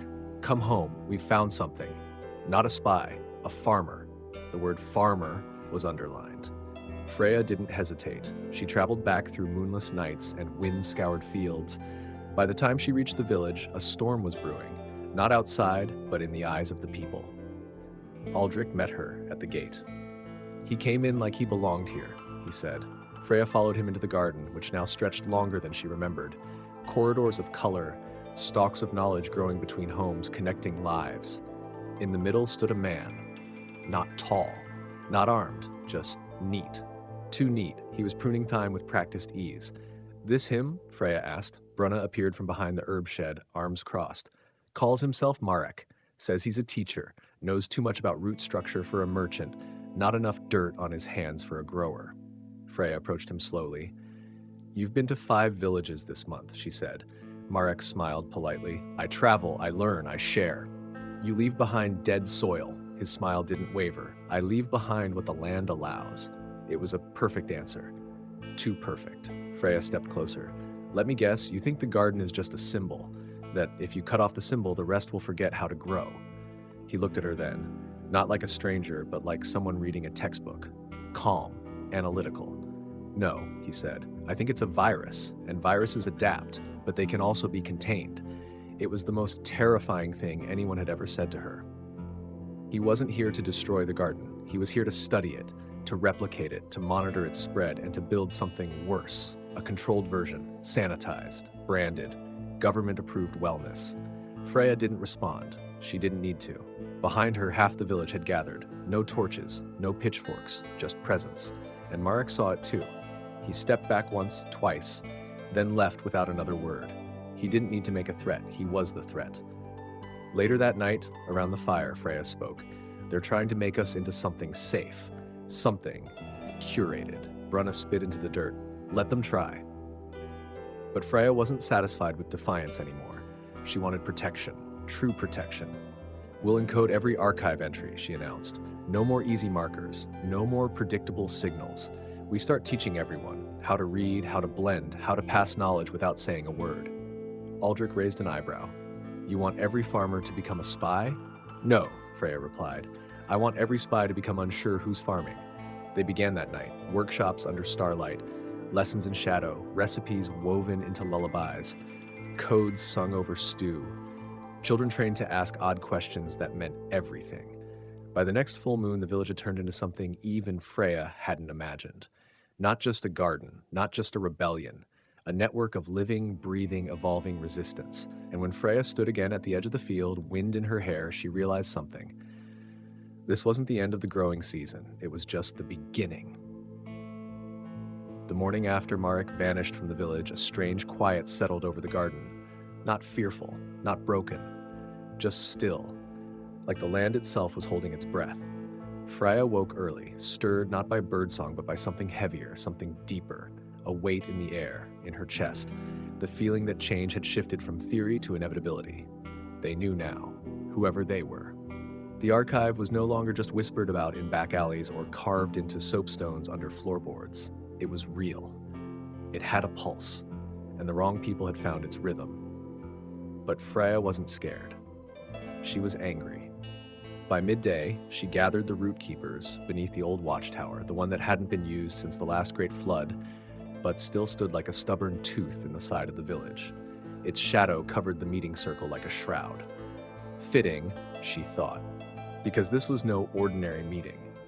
This is the part where they start pretending to help, she said, arms crossed, eyes sweeping the group. They'll offer grants, build healing centers, start a new registry, all in the name of safety. A murmur of agreement between the gathered figures. Everyone had seen it coming. Controlled herbalism, approved remedies, state-issued seed packets. They won't try to kill the garden anymore, she added. They'll try to own it. Brunna, leaning against her staff, spit into the dirt. Let him choke on it. But Freya wasn't smiling. We need to act, she continued. Fast, loud, not just stories passed in teacups. We make it public. We go wide. What are you suggesting? Aldrich asked. He'd been quiet since Marek, watching, measuring. A convergence, Freya said. And just like that, the room shifted. The word hadn't been spoken aloud in over a decade. Not since the last uprising in the southern ridges, the one that had failed because it bloomed too early and was crushed before the petals opened. But this was different. This time, the roots had reached deep. Every root keeper was assigned a quadrant. Each would travel to 3 settlements, rally their people, and guide them toward the convergence point, an abandoned monastery at the borderlands, untouched and overgrown, but rumored to still have a working aqueduct and stone cellar. It would be the archive's first true physical presence, not hidden, not coded, open, visible, defiant. The preparations began that night. Tools were sharpened, seeds were divided, old scrolls of forgotten paths were dusted off and read aloud like bedtime stories for the revolution. Freya's journey took her through the marshes of Halveth, where nettle grew in tangled knots and the air always smelled like smoke and rain. She traveled by barge, the old way, pole in hand, cloak pulled tight. She passed reed villages where grandmothers still boiled willow bark for fever and whispered her name like a folk song.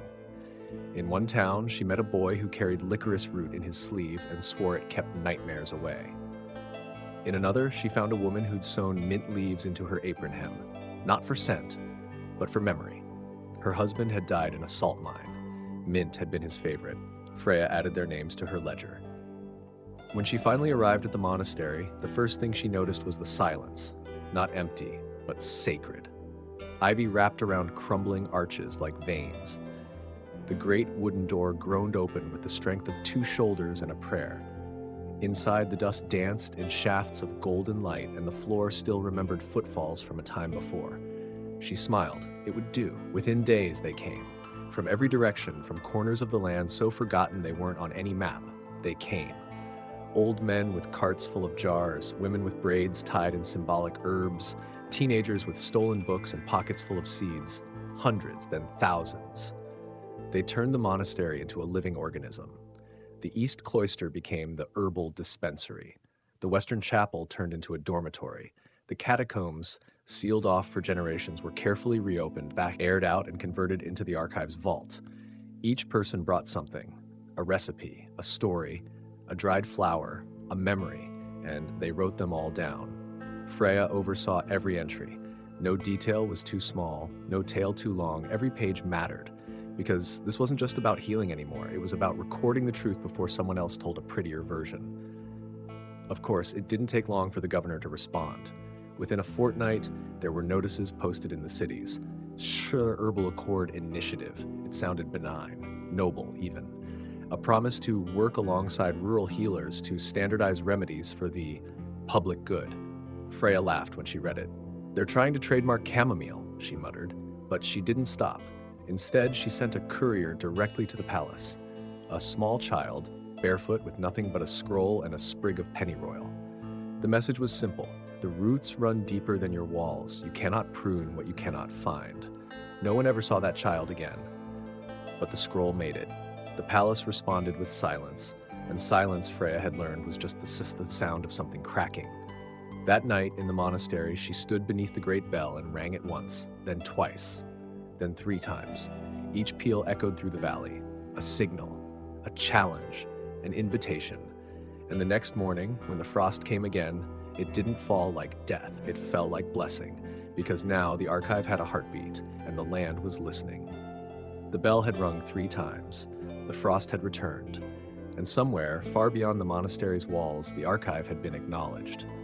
But not in the way Freya hoped. By the time the second moon passed, the first edict came down, not from the governor, but from something higher. A ministry, a council, a name too polished to be real, like something sanded clean of intent. They called themselves the Floral Regulation Bureau. It sounded ridiculous, and that's exactly what made it dangerous. They weren't fighting the archive with swords or soldiers. They were fighting it with paperwork. Across the region, agents arrived with ink-stained fingers and smiles that didn't reach their eyes. They wore neutral robes and carried clipboards. Just checking on local safety, they said. Evaluating growth potential. Behind them came carts of branded herbs, lavender with serial numbers, nettle with expiration dates. And behind that, the clinics, all white walls and government pamphlets. No smoke, no fire, just sterilization. In one village, a garden was paved over and replaced with a healing education pavilion. In another, a child caught gathering mushrooms was detained for unauthorized foraging. It was quiet warfare, beautiful on the outside, rotting at the root. Freya didn't wait. She called the root keepers back to the monastery, all of them. Not just the dozen who started the archive, but the new ones, the ones who hadn't grown up in the frost. The ones who still thought time was just for soup. They came by foot, on horseback, by river routes long forgotten. They came from mountaintops and marshes. They brought seeds, yes, but they also brought news. And the news was worse than expected. The archive was being hunted, not openly, but surgically. Certain phrases were now banned in city markets: soil memory, healing lineage, wild bloom. Even the word gardener had been replaced in textbooks with plant facilitator. Freya stood in the monastery's main hall, once a place of prayer, now filled with bundles of elderflower and chalkboards of coded roots, and addressed them all. They don't want to burn us anymore, she said. They want to dilute us, make us palatable, marketable, disposable. A silence followed. Then Bruna, always braver than her age allowed, stepped forward. Then we give them indigestion. It broke the tension. Laughter cracked like lightning. But they all knew jokes weren't armor, so they drafted the new plan. The Bloom Front. It wasn't just a movement, it was a message, encoded into every form they could touch.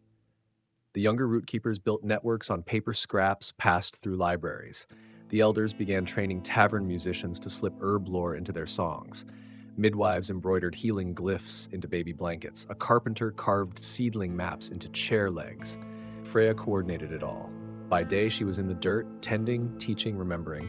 By night, she was ink and whisper, burning candles down to stubs as she plotted the Resistance's next breath. But the enemy was changing too. The Bureau wasn't just tracking plants, they were rewriting history. In the capital, a new museum exhibit launched, The Folklore of Healing, curated by officials, sanitized, glossy. The archive wasn't mentioned. Instead, there were mannequins in authentic dress and herbs behind glass like zoo creatures. Visitors left with brochures titled Understanding Nature Responsibly. Freya got her hands on one. She read it under lamplight and said nothing for a long time. Then she tore it up. They needed to act. So they chose the boldest move yet, an open garden, in the city. Not a covert patch in an alley, not a rooftop bundle of chives, a full-scale, unlicensed, unapologetic garden planted right in the heart of bureaucracy. The plan was madness, and it was perfect. It took 25 people, 2 weeks, one night of fog cover. At dawn, the citizens of the capital woke to find the governor's reflection square transformed. Where once was polished marble now grew marigolds and milkweed. Lemon balm circled the fountain. A birch sapling stood defiantly in the exact center with a carved plaque. We bloom where we're told not to. By noon, the Bureau had surrounded it. By sunset, the story had reached every corner of the land. They called it vandalism. The people called it beauty. The garden lasted 2 days before it was torn out, but by then it had already been copied in 12 more cities, then 20, then everywhere. The Bloom Front had gone viral, not through violence, but through joy, through memory, through living, breathing proof that healing couldn't be regulated. And Freya, she didn't return to the monastery. She stayed in motion. Her path now was winding, uncertain. Sometimes she was a herbalist in a crowded marketplace, sometimes a teacher in a mountain school, sometimes just a woman sharing tea on a porch, asking if anyone remembered what mullein was good for. But wherever she went, the frost didn't follow, because the ground was warm now, and the roots were too deep to pull. When the frost broke for the last time that season, it wasn't just spring that returned, it was purpose. Freya had left the city gardens behind, but their roots had not stopped growing. Neither had the threat. The Bureau had begun shifting tactics again. When destruction didn't work, they tried dilution. When dilution failed, they moved to mimicry. They were opening their own heritage healing centers, with brand new logos, with uniforms, with rules. Everything clean, everything controlled, everything fake. But appearances worked. In the cities, people didn't see the difference. Not yet. The Bureau-funded clinics looked safe, orderly. They used the right words, smiled the right way, and they started hiring former herbalists, those too tired to keep running, too scared to keep hiding. They called it bringing the wild into the fold. Freya called it a slow suffocation. She moved again, this time through mountain passes where snow still lingered in the shadows and the wind carried whispers instead of words. She wore her hair tied back with dogwood bark and traveled with only one pack: seeds, cloth, ink, and 2 loaves of hard bread. She was heading to the north, to Greythorn, a mining town that hadn't grown a single herb since the landslides 10 winters ago. It had been forgotten even by the Bureau, and that made it perfect. The people of Greythorn didn't greet her with open arms. They didn't trust easily. Dust coated their boots and their hearts alike. When she offered a tea for pain relief, an old man spat near her feet and muttered, "We don't drink kindness here." But they watched her work, and watching eventually became wondering. The first time she planted valerian root near the broken chapel, no one helped. The second time, a girl with braids came to stand beside her. The third time, a widow brought cuttings of old marjoram from a jar she'd kept sealed since her husband died. By the end of the month, The chapel wall had turned green, and with it, Greythorn had begun to thaw. But it wasn't just the village changing, it was Freya too. She wasn't the girl from the Frostlands anymore. She wasn't just a root keeper. She had become something else entirely. Part archivist, part architect, part ghost.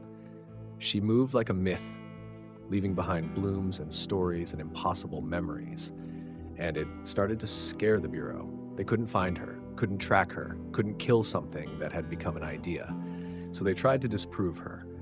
A report was issued on the dangers of unregulated plant-based traditions. It cited cases of allergic reactions. It claimed herbalists were hoarding knowledge to destabilize public order. They circulated portraits, not accurate ones, but twisted enough to seed doubt. One flyer labeled her the Seed Witch. She smiled when she saw it because fear meant they were losing control. Still, the stakes were rising. At night, she began having dreams of fire, not in the cities, but in the archive itself, of pages burning, of Brunna's voice shouting through smoke, and of a man she hadn't seen in months, Merrick. He hadn't vanished. Not really. He'd retreated, rebranded. Rumors placed him at the center of the Bureau's new initiative, Project Bloomline, a campaign to modernize botanical education with schools built atop old garden sites. She needed to move. Fast.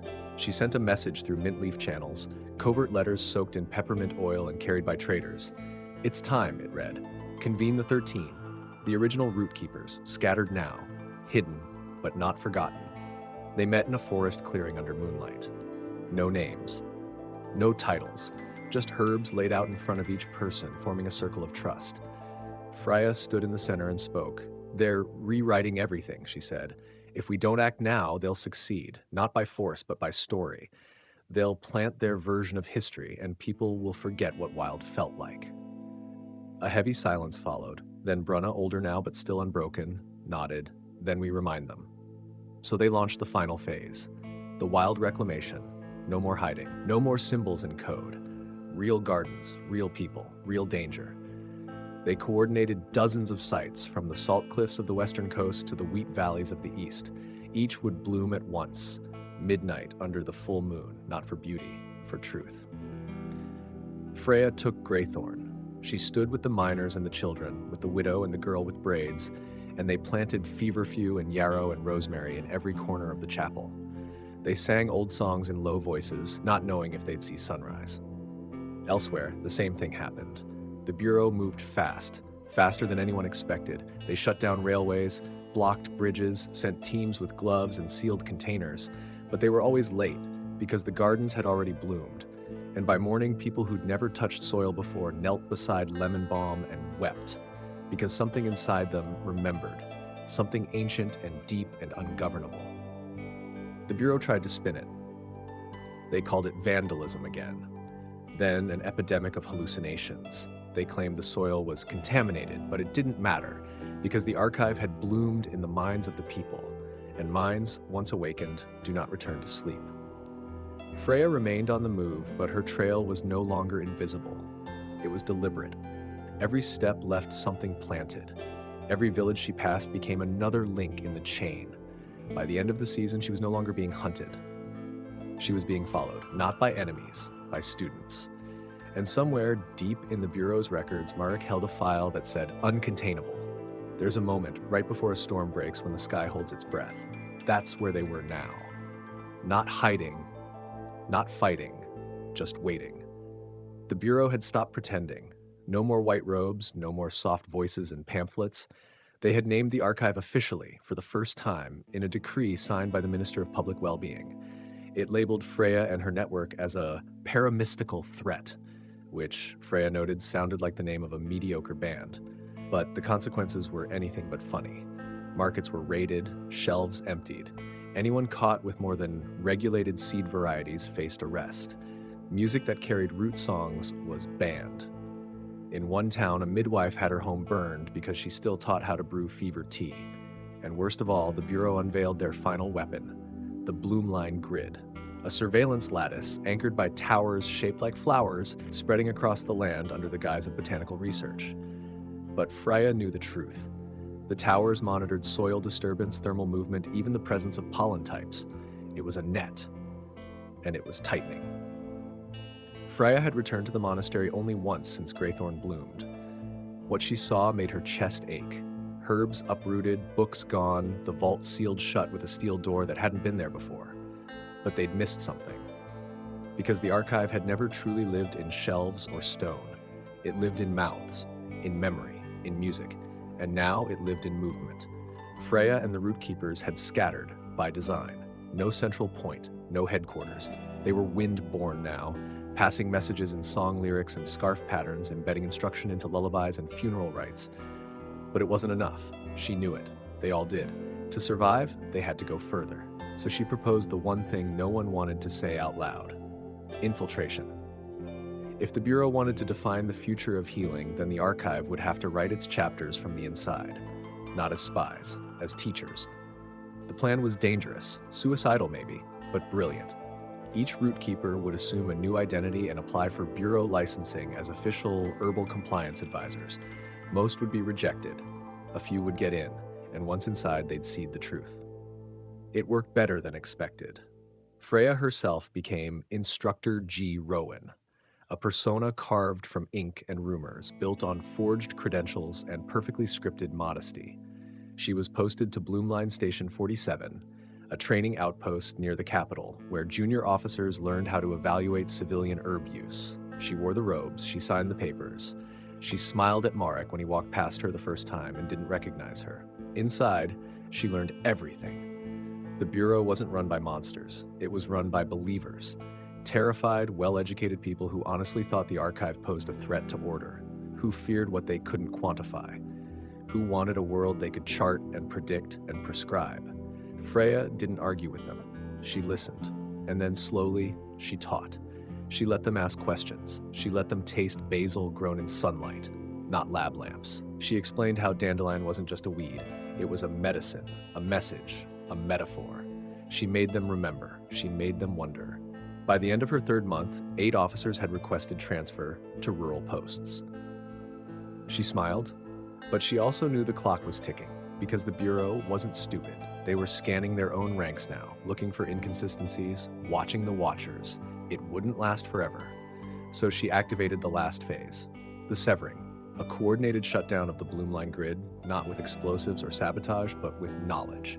Each tower had a heart, a pollen trap calibrated to detect unauthorized flora. But those traps weren't digital, they were biological. So Freya and her team began crossbreeding. Not big, flashy mutations, subtle shifts, a clover hybrid that mimicked regulated crops, a yarrow strand whose scent confused the grid's sensors, a rosemary variant that bloomed only at night. And when the final garden bloomed, right beneath Tower 7, the system glitched, then blinked, then fell. It didn't collapse all at once, but like the frost in spring, it melted quietly, from the edges inward, and the people noticed. They returned to the gardens not because they were told, but because their bodies remembered, their mothers remembered, their blood remembered. In the final days, Freya walked through a city square where she saw something she never thought she would. A bureau officer planting lavender. No cameras, no orders, no audience, just soil and hands and silence. That night she sat beside a river and opened the ledger, the same one she'd carried since the first archive spark was lit. Inside were names, mistakes, miracles, warnings, and at the bottom a single new entry. The frost never truly leaves, but neither do the seeds. There was no victory parade, no banners, no great public announcement, but everyone felt it. The wind shifted. The frost had not disappeared. No, it still lingered in certain corners, behind stone walls and locked gates, but it had stopped advancing. For the first time in a generation, the land felt like it was breathing again, and so was Freya. She hadn't stayed long after the fall of the Bloomline grid. Her work there was done, and she never believed in monuments. She left behind no statue, no etched signature, just seeds, quiet, potent, and already sprouting in the minds and gardens of those once afraid to remember. Now she was walking again, this time through the ash forests of the South Ridge. The trees here didn't grow tall. They twisted, curled into themselves like they remembered fires that hadn't touched them. The soil was dark and soft beneath her feet, but the air was dry. Strange, she thought, like something old had cracked open. In her pack, she carried a bundle of wild fennel and the last page of the original archive. The rest had been scattered, passed from hand to hand, town to town, smuggled in baskets, burned into wooden spoons, even woven into the patterns of baby slings.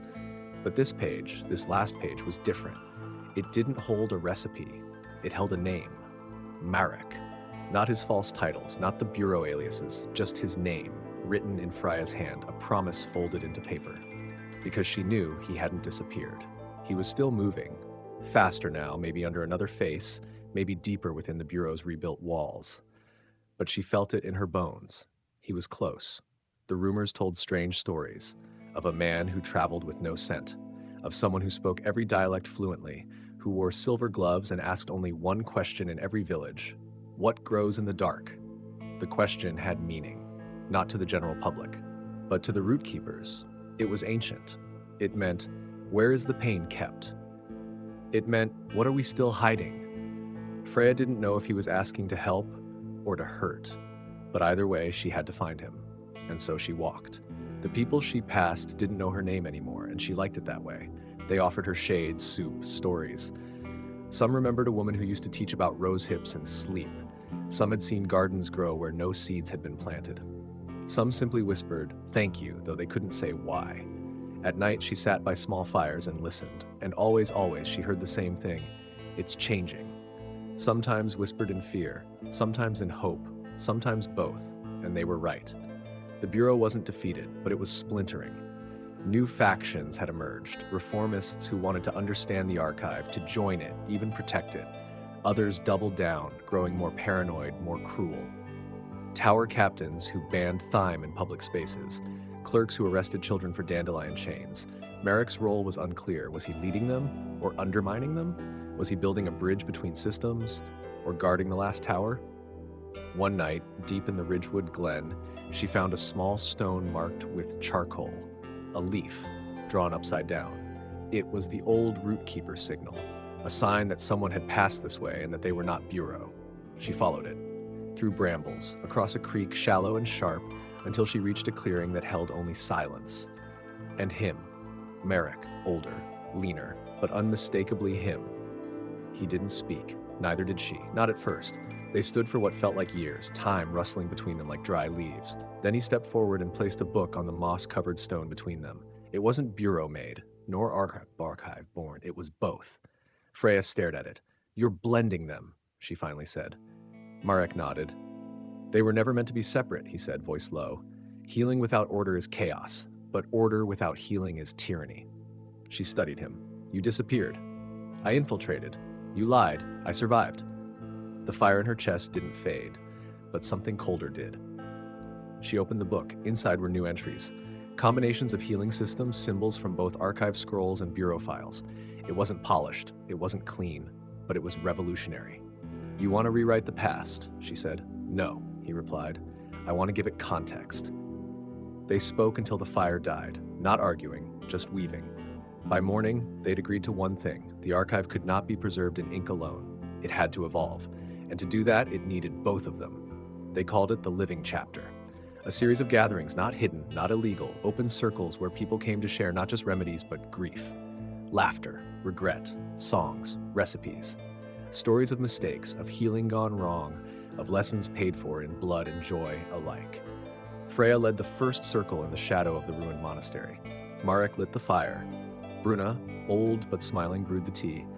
And for the first time in memory, the archive didn't feel like a relic. It felt like home. They called it the first living circle, but it wasn't the beginning. It was an awakening. People came quietly at first, some by cart, others by foot. Some brought offerings. Jars of preserved nettle, braided garlic, a handful of soil from gardens they'd once loved and lost. No one gave names unless they wanted to. And no one asked why they came. It was understood. By twilight, the old monastery, reborn now as a place of gathering, was surrounded. Candles flickered in the windows. Steam from herbal pots swirled through the air like spirits stretching after a long sleep. Inside, Freya stood before the hearth, not as a leader, not as a legend, but simply as herself. She looked around. There was a baker from the coast, his arms still dusted with flour. A schoolteacher who had once lost her job for teaching students how to grow mint. An old soldier, boots worn thin, carrying nothing but a flask of pine resin and grief. Marek was there too. He didn't stand beside her. He sat in the corner, listening, watching. It was better that way. Freya began, not with a declaration, but a story, of the first time she held marigold seeds in her palm, of how her grandmother taught her to whisper to plants before placing them in soil, not because the plants needed words, but because she did. Others followed. A weaver spoke of how she stitched archive symbols into tapestries during the bureau raids. A boy no older than 15 described how his sister healed their father's wounds with only yarrow and song. The stories spilled like water, not loud, not boastful, but deep. They spoke not of war, but of what came after, of silence, of rebuilding, of mistakes, of love. Because that was the truth buried beneath it all, beneath the frost, the fire, the fear. Healing was not resistance, it was remembrance. It was refusal to forget what made people human. Over the next weeks, the living circle grew. Not in size, but in reach. Each gathering became a node, a point on a map no one wrote down but everyone knew. They spread outward like roots, slow and steady. Cities once loyal to the Bureau began hosting secret circles, then public ones. Eventually, even Bureau strongholds had to adapt. Some officers resigned, citing moral clarity. Others joined under new titles: herbal transition specialists, community liaisons. The language was bureaucratic, but the message was clear. The archive had outlived the walls built to contain it. Freya and Marek traveled separately, meeting only when needed. They were not partners in title, but in cause. While she focused on healing, on cultivating the people, he dismantled the last of the old systems. It wasn't always peaceful. One outpost in the northern flats resisted change. They banned the circles outright and arrested anyone who spoke archive terms aloud. Freya didn't go there. But the seeds did. Someone, no one knew who, planted night-blooming jasmine outside the main office. By morning, the air was thick with scent and memory. A guard reportedly quit on the spot, claiming the fragrance reminded him of his mother's laughter. A week later, the arrests stopped. By the end of the season, they called themselves Bloomhaven. Not everyone celebrated the new world. Some feared it. Some mourned the order they'd lost. And that, too, was honored. The circles made space for those voices, those who longed for clarity, for structure, not to crush them, but to learn, to build a future that didn't erase discomfort, but gave it shape. Freya kept no throne. She held no title. She still walked, always walking. One day, as summer melted into amber autumn, she passed a grove of trees she didn't recognize. A small girl sat on a branch, singing a tune Freya had only ever whispered. She looked up. "Are you the seed witch?" Freya smiled. "No. But I've heard she's kind." The girl nodded and went back to her song.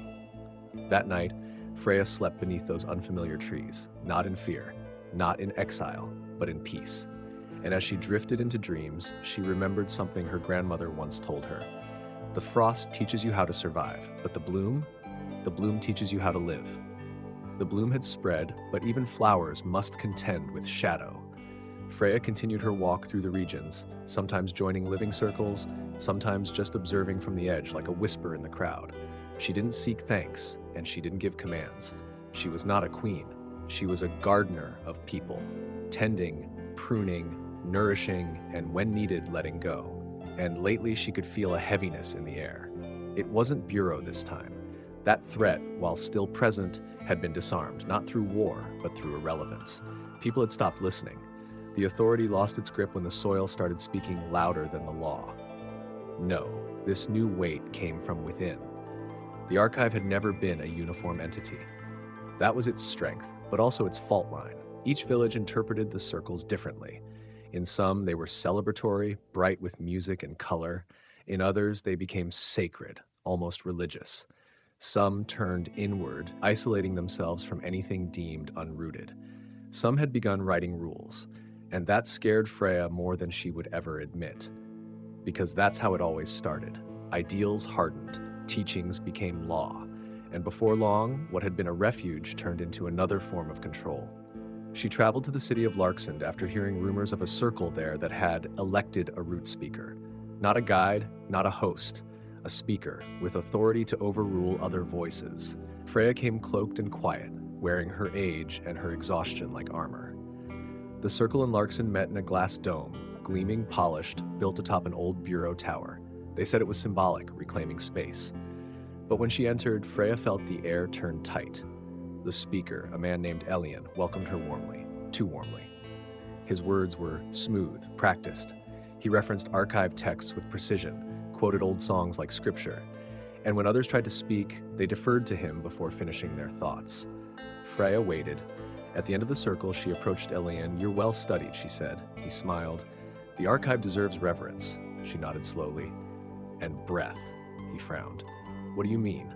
"I mean, living things bend. They don't stand stiff like towers." That was the Bureau's mistake. Elian's smile didn't falter, but his eyes darkened. "The people here need clarity," he said. "We've had chaos for too long." Freya looked around, dozens of faces, calm but cautious. Their gardens were flourishing, their gatherings were large.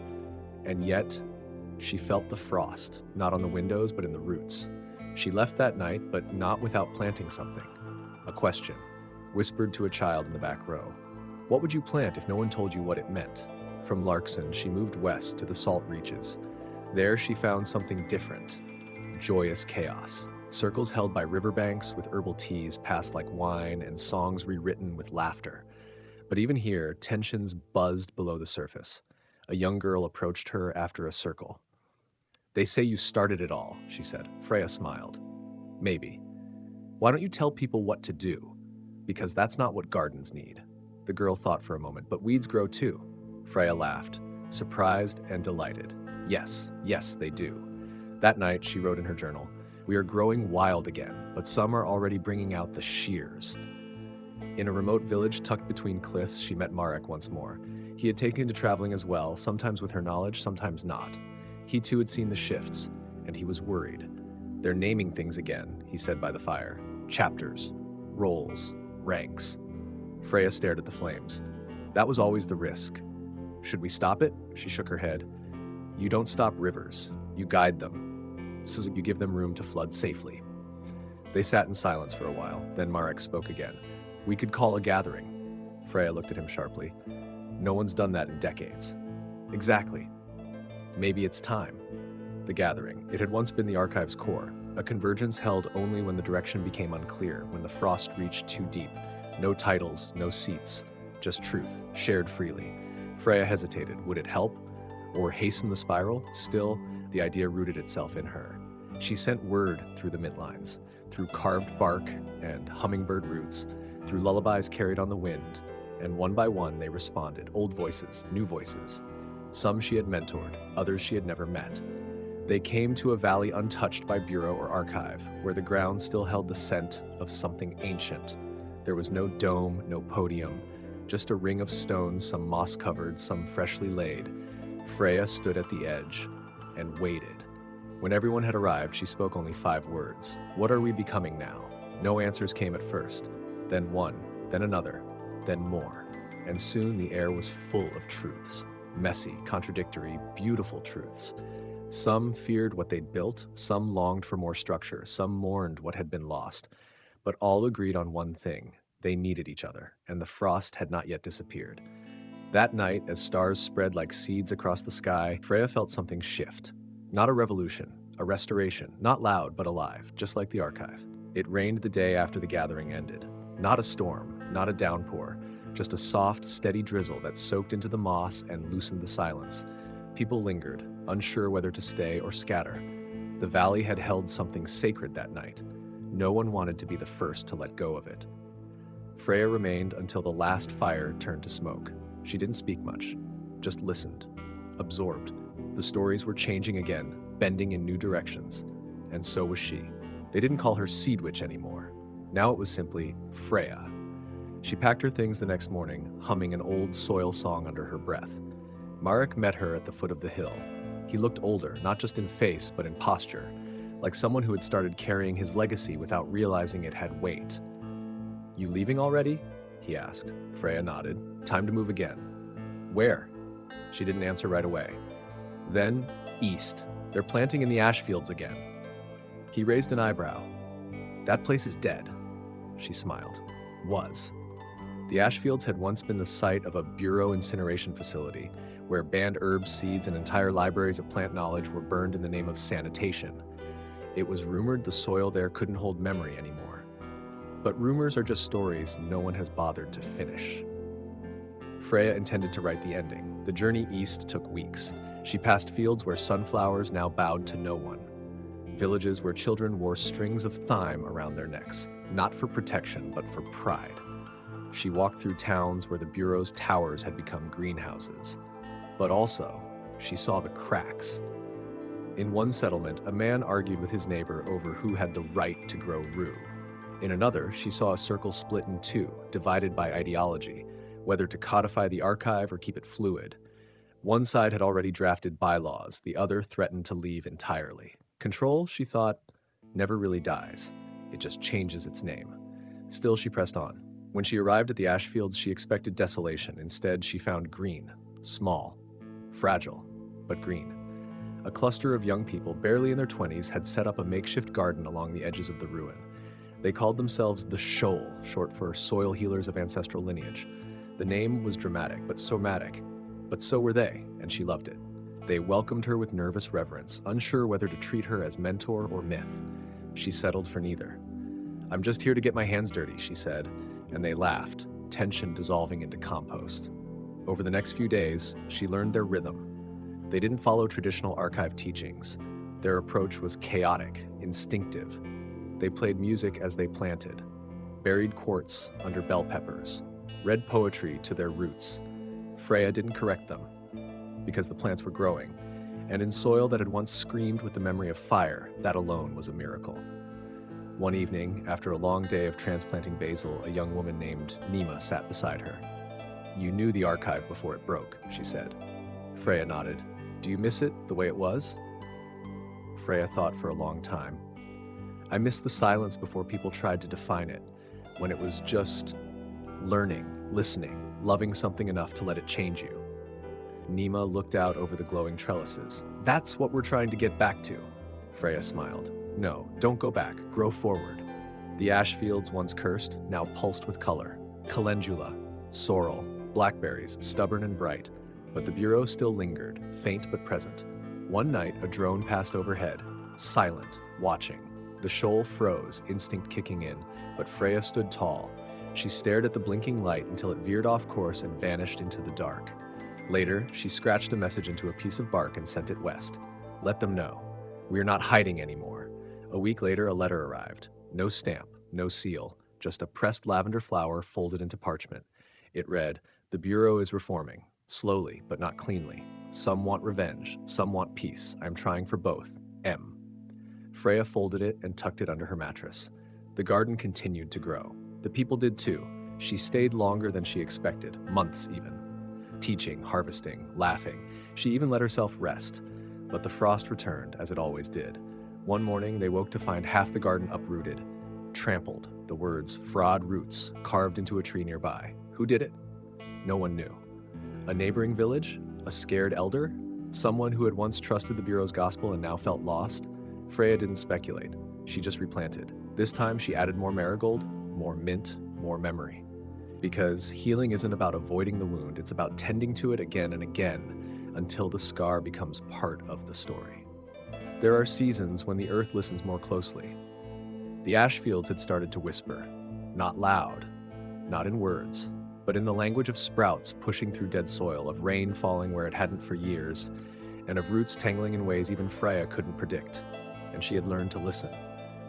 The attack on the Shoal's garden, what they now referred to quietly as the uprooting, had left more than broken stems. It fractured trust. Nima stopped singing to the beds. Others worked with tighter shoulders, fewer jokes, and more glances over their shoulders. Fear didn't erase growth, but it made everything heavier. Freya didn't give them speeches. She gave them shovels, planted her hands in the dirt with theirs, taught them not just how to regrow, but how to grow without apology. One night, she gathered them around the fire. No tea, no ceremony, just smoke and breath. "I know this feels like we're under attack," she said, "but the truth is, we're in transition." A boy named Kale, barely 17, frowned. Transition to what? To being seen. They sat with that. Being seen meant no more shadows, no more safety in obscurity. It meant visibility, and with that, scrutiny, imitation, resistance. It also meant impact.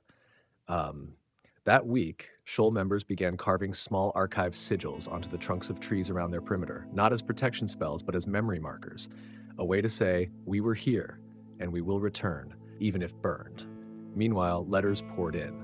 Requests for Freya to speak in growing circles, some desperate for guidance, others eager to display their interpretation of authentic archive protocol. One commune in Far Emlyn had started assigning color-coded roles to members. Blue for herbalists, red for seed bearers, gold for lore keepers. They asked Freya to approve the system. She declined. If it grows rigid, she wrote back, it breaks in drought. But she didn't shame them. Every sprout needs time to understand its own nature. Some need to grow wild before they learn how to grow wisely. Still, there were warning signs. A group calling themselves the Rooted Flame had emerged in the Northwest. They claimed to represent the archive's purest truth. Their literature was sharp, poetic, and laced with hierarchy. They held rituals, named elders, punished deviation. Some called it zeal. Freya called it the beginning of a freeze. Merrick visited one cold morning bringing news and a pack full of smoked seaweed. He looked tired, sharper, like he'd been walking on gravel too long. The Rooted Flame's gaining, he said over breakfast. People want structure. They're using your name to sell it. Freya stared into her tea. They always do. He hesitated. We could challenge them, publicly.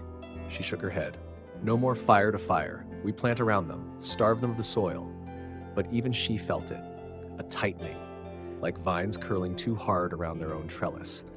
She began writing again, not rules, not doctrines, just stories. Lessons, seeds of memory wrapped in narrative. And she didn't sign them. They spread like pollen. One tale about a girl who healed her enemy's son using nothing but moss and mercy made its way into a Rooted Flame gathering.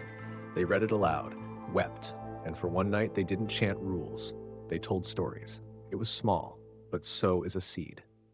Back in the Shoals garden, growth returned with a wildness Freya hadn't seen since the first years. Lavender overtook a fence. Mint marched across paths. The ash fields bloomed in colors no one had names for. Nima began painting the plants again, petal by petal, capturing their changes. And then came the visit. 3 strangers arrived at dawn, dressed in bureau gray, but not bureau in posture. They brought no weapons, only a satchel and an open book, half burned, half rewritten. They introduced themselves as Reclaimers, a division within the restructured bureau trying to integrate archive practices into modern governance. Governance, Freya repeated, tasting the word like spoiled milk. But the Reclaimers weren't there to take over. They asked for help. They wanted to learn, to understand how to grow systems that bent, not broke. Freya didn't trust them, but she also didn't turn them away. She offered them basil to chew on. Told them the first lesson was taste. They stayed 3 weeks, observed, asked questions, helped weed. One of them wept while transplanting tomatoes.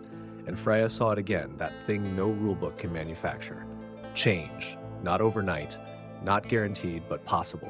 When they left, they took seeds and left stories. She watched them disappear over the ridge, then turned to her people, her not disciples, not students, but family, and said, "We're not here to build another kingdom." They nodded. "We're here to make sure everyone remembers how to grow one of their own." And they did. The ash fields were no longer gray. They were alive, just like the archive, just like the people, just like the frost that tried and failed to stay. It started with a whisper in the wheat. Freya had stayed long enough to see the ash fields become wild with green. The shoal, once uncertain and shaken, now thrived under layers of marigold fennel and defiant joy. What was once gray had become a pulse, living, singing, untamed. But the world beyond their boundary line had started humming too. And this time, it was no song. It was unrest. One morning, Nima returned from the southern edge of the fields, breathless and muddy. "They're marching," she said. Freya looked up from her compost, one eyebrow raised. "Who?" Nima swallowed. "The Rooted Flame. 3 caravans. Full of disciples," they said. "They're coming here." For a long moment, no one spoke. The wind did the talking, running its fingers through rows of calendula like a warning. The Rooted Flame had not made friends. They had made doctrine. And wherever they walked, gardens began to close in on themselves, measured, rigid, assigned. Freya had heard of them rewriting archive verses to suit their dogma, turning seed catalogs into prayer books, naming themselves keepers of authenticity. And now they were en route. Freya didn't panic. She made tea. The shoal gathered in the half circle around her, as they always did when the world tilted too far. They were older now, not just in age, but in posture. They'd learned to breathe through frost. "What do we do?" Kale asked. His voice didn't shake, but the soil on his fingers did. Freya took a long sip of lemon balm. "We do what gardens do," she said. "We root, we rise, we bloom anyway." They didn't build walls, they planted hedgerows, thick, fragrant, medicinal, the kind that sent messages just by scent. And then they waited. The caravans arrived at dusk 3 days later, tall wheels, banners etched with the spiral flame of their order. Dozens stepped down, dressed in robes that had no dirt on them. Freya raised an eyebrow at that. Their leader was a man called Varun. Young, sharp-eyed, soft-voiced in that practiced way that made your soul itch. He bowed slightly upon seeing her. "Freya of the Archive," he said, "we come with honor." "I didn't summon you," she replied, picking a beet leaf from her sleeve. "No," he smiled, "but the world did." She led him through the garden, deliberately slow, letting him see everything. The wild vines, the chaotic plant pairings, the barefoot children humming to time. He didn't smile. "You've let structure rot," he said finally. Freya stopped beside a rosemary bush older than most of her students. "Funny," she said, "this plant grows best when left to struggle." That night, they held a circle. Freya offered no agenda. Varun did. He spoke of purity, of record-keeping, of centralizing teachings to avoid dilution. "Without structure," he said, "the archive becomes rumor." Freya let him finish. Then she rose. "When the frost came," she said quietly, "it didn't ask for your credentials. It asked for your resilience." She stepped aside. Let Nima speak. Then Kale. Then a boy who'd arrived just last week. Each spoke of failure, not glory, not obedience, but mess, and how they'd learned to grow in spite of it. Varun said nothing. His disciples did not interrupt, but they watched, something behind their eyes flickering. The next day, one of them stayed behind. Her name was Sela. She'd been raised inside the Flame's dogma, but something in the shoal unraveled her fear. "They told me seeds need order," she whispered. "But here, they listen." Freya smiled. "Here," she said, "we learn to listen back." Over the weeks, the Flame's presence waned. They left, some muttering of heresy, others silent. Varun didn't return, but their visit left a mark. Some in the shoal began asking, should we write things down? Should we define more roles? How do we protect what we've made? Freya didn't stop them. She simply reminded them to taste their tea before serving it. "You don't know if it's bitter," she said, "until you let it steep." The frost came early that year. Unusual, sharp. The marigolds drooped, the mint curled in on itself, but the roots held. That winter, Freya sat by the fire writing again. Not lessons, not lore, letters. She wrote to circles she'd never visited. Villages she'd only heard sung about in old soil songs. Places the archive had never reached. She didn't send instructions, only stories. About a girl and her grandmother. About a garden that once bloomed where nothing should. And always, always a question. What would you grow if no one told you what it meant? She folded each letter with a pressed petal and sent them into the world like seeds. There was no announcement, no trumpet, no ceremony. But when Freya left the shoal, everyone knew it was the last time. The garden had outgrown her, and that, she thought, was the point. She walked east, not toward anything, but away from everything that needed her too much. Her knees ached, her pack was heavy. The letters she'd sent were long gone now, fluttering across regions like pollen. But the answers were beginning to return. The first village she reached had etched one of her stories into stone, not in reverence, but in rhythm. Children skipped over it like a game, changing the ending every time. The second had painted murals, vines and faces and stars twining through the ruins of a bureau outpost.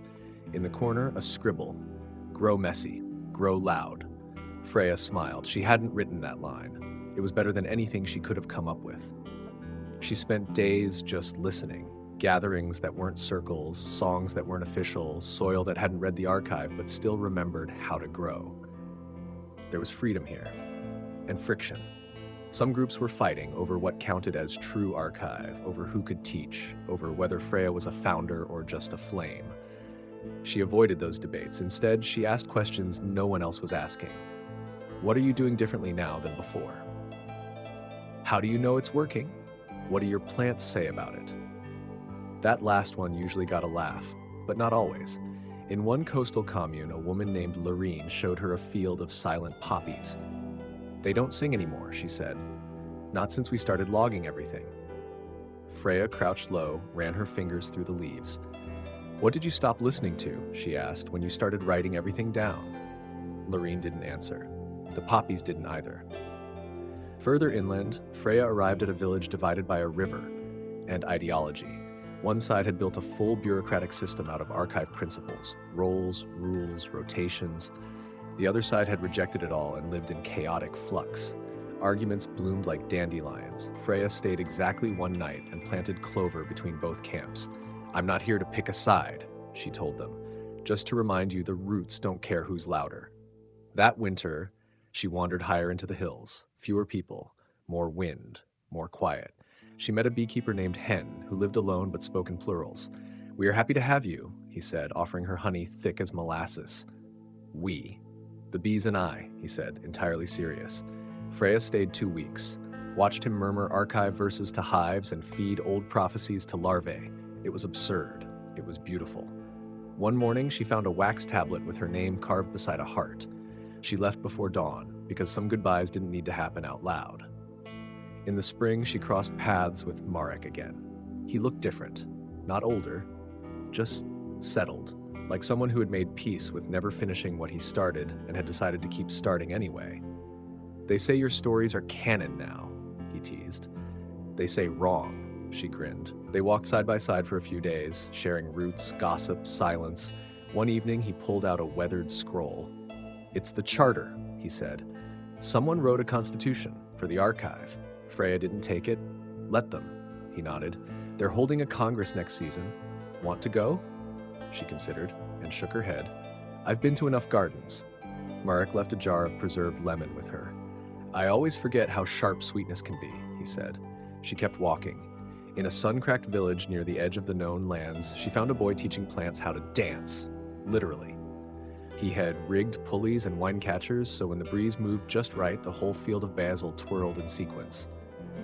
"Why?" she asked, marveling. He shrugged. "Why not?" She sat with him till dark, and when he asked what she'd learned from all her travels, she said that the archive was never mine. He blinked. "It belongs to everyone?" "No," she said, smiling. "It belongs to no one." He didn't understand, but that was okay. He would. Eventually, and that's what mattered. Because legacy isn't what you leave behind, it's what refuses to leave. By now, Freya had walked across so many paths that her boots barely held their soles. Her cloak bore the stains of every garden she'd slept beside. And yet, each village, each crop, each fire she sat beside carved something new into her. She didn't feel old, but she felt worn. In a good way, like river rock. When she arrived at the valley, the wind carried the scent of thyme and ash. A contradiction. Just like everything these days. Below her, a new kind of garden was thriving. Not organized, not wild, somewhere in between. The hedges ran crooked, but the bees didn't seem to mind. The rows weren't even, but they were full. Of life, of possibility. She walked in slowly, unannounced. Not because she wanted to be secretive, but because silence gives a better introduction than any name ever could. The people saw her, recognized her. Not all at once, but in that slow-blooming way, wildflowers identify the sun. They didn't kneel, they didn't cheer. They just made space. "Stay for a meal?" someone offered. She nodded. At dinner, she was given a bowl of something warm and spicy, stewed roots, pine nuts, citrus peel. A child offered her pickled radish from a jar they had buried last winter. The flavors were loud, joyful, unafraid. "So you're her," an old woman said from across the fire. "The one who wouldn't let the archive become a throne." Freya chuckled. "I'm the one who kept forgetting to water her own shoes." They laughed, but later that night, alone under the stars, Freya wandered toward the far edge of the garden. There, beneath an ancient tree, a small shrine had been built. Stones circled a book, weathered, scorched on one side, open to a page with no words, just a drawing of a seed in a flame. It was not hers, but it was about her, or at least what she had inspired. She knelt beside it and whispered, "Please don't turn me into marble." The stars did not answer, but the soil felt soft beneath her fingers. That was enough. In the morning, a girl approached her, maybe 10. Her name was Alara. "Are you the one who taught the bees to listen?" Freya raised an eyebrow. "I think they already knew." "Oh," Alara said, disappointed. "Then, but you gave people permission to believe it, right?" That made Freya pause. She crouched down. "Maybe, or maybe I just reminded them they were allowed to ask." Alara thought about that. I want to ask, then do. If I plant a story, she said, will it grow? Freya smiled, wide. Only if you water it with questions. Later that week, Freya walked the perimeter of the garden with the community's keeper, a man named Solon. He was quiet, moved like moss. Every plant they passed, he greeted by name. They say this valley was once a war trench, he said. Now we feed 300 families with it. Transformation's a stubborn miracle, Freya replied. We got one problem, though. She waited. We've got people coming who want to brand this, trademark the techniques, claim the archive for themselves. They say it'll protect it. Freya exhaled. That's not protection. That's preservation in vinegar. Solon nodded. We thought you might say that. They led a gathering that night. Not a circle, not a council, just people sitting in firelight, talking. Solon laid it out. The offer, the threat. They say it's just paperwork, he explained, that nothing will change, but once something's written into stone, who decides how it's read? A woman raised her hand. We don't need their stamp. We're already growing. But what if someone steals it all and says we don't exist? Another asked. Freya stood. I can't tell you what to do, but I can tell you what happens when you stop listening to your own soil. You start following voices that never knelt in your dirt. They talked all night. In the end, they decided to write nothing. Instead, they painted. A mural across the old grain house. A river of vines, faces blooming from bark, hands holding seeds, eyes open wide. And right in the center, a spiral of fire with roots tangled beneath it. No words. But everyone knew what it meant. When Freya left, Alara ran after her. Where are you going now? Wherever the next question is. Can I come? Freya smiled. One day, when your garden can live without you. Alara nodded, solemn. Okay, I'll teach the radishes to argue while I'm gone. And just like that, Freya disappeared down another path. Behind her, the valley shimmered in the early morning sun. No throne, no doctrine, just growth and memory, and questions waiting to be asked. Because the archive was never a book, it was a garden. And gardens don't end, they just find new places to grow. Freya stayed longer in the valley than she had anywhere else in years. Maybe it was the way the air moved. Slow, deliberate, unhurried. Or maybe it was Alara, the child with too many questions and not enough adults willing to answer them. The mornings began with dew and ended with laughter. She taught them how to read the wind by the way the mint tilted. She told stories to the carrots so they'd grow sweeter. No one questioned it, until the letters came. Solon, the soft-spoken man from the mountains, arrived on horseback carrying a satchel filled with wax-sealed scrolls. His face was weary, his eyes even more so. They're forming a central council, he said, sipping tea at the edge of the garden. 5 circles are calling for it. They want to define the archive officially. Codify it. Protect it. Freya exhaled slowly. That's not protection. That's containment. Solon nodded. But they're scared. Scared that if they don't control it now, someone else will. Freya looked across the rows of basil where Alara was arguing with a goose. Sometimes, she said, fear makes the wrong things look safe. The next day, she was invited to attend the summit. She didn't want to go, but she knew she had to. The valley gave her gifts when she left, dried herbs, a scarf, a bundle of lavender for luck. Alara handed her a jar of soil. In case the place you're going doesn't have any, she said solemnly. Freya kissed her forehead. Everywhere has soil, just not everywhere remembers how to listen to it. The summit was held in a once-abandoned observatory. They called it poetic. Freya called it drafty. There were 43 delegates. Some had known her name before her face. Some had memorized her stories, but not her silences. The lead delegate, a man named Orin, welcomed her with a bow so low it creaked. We're honored, he said. I'm tired, she replied. They laughed awkwardly. The first day was all ceremony, banners, declarations, dramatic readings of the first garden principles. Freya listened politely to the ideas. Hierarchical circles, registered mentors, regional licenses for archive gardens. By nightfall, she was boiling. She stepped outside to cool down, found herself staring at the stars. They're trying to make the archive a cathedral, she whispered to no one. Behind her, a voice said, cathedrals fall harder than huts. It was Marek. He looked different again. A little rounder, a little wiser. He had a beetroot stain on his collar. You here to argue? She asked. No, he said. I'm here to see if we remember how to listen. The next day, Freya took the floor. No speech, no notes, just her voice. I didn't start the archive, she began. I just didn't stop it when it began to bloom. They chuckled. She didn't. I've walked to villages that never heard my name, but still built gardens. I've seen children teach bees how to dance, elders invent soil songs, entire communities grow without ever asking for permission. She paused. If you write this down, if you make it law, you're not protecting it, you're freezing it, and you're turning every gardener into a gatekeeper. A woman from the eastern ridge stood. But what if someone corrupts it? Freya looked at her. They already have, and they will again, because corruption doesn't come from lack of rules. It comes from forgetting how to listen. She left the floor without applause. She hadn't asked for any. Later that evening, people came to her room, not with anger, with questions. What if we just shared stories instead of instructions? What if the archive was like compost, changing, rich, alive? What if we stopped trying to preserve it and just tried to participate in it?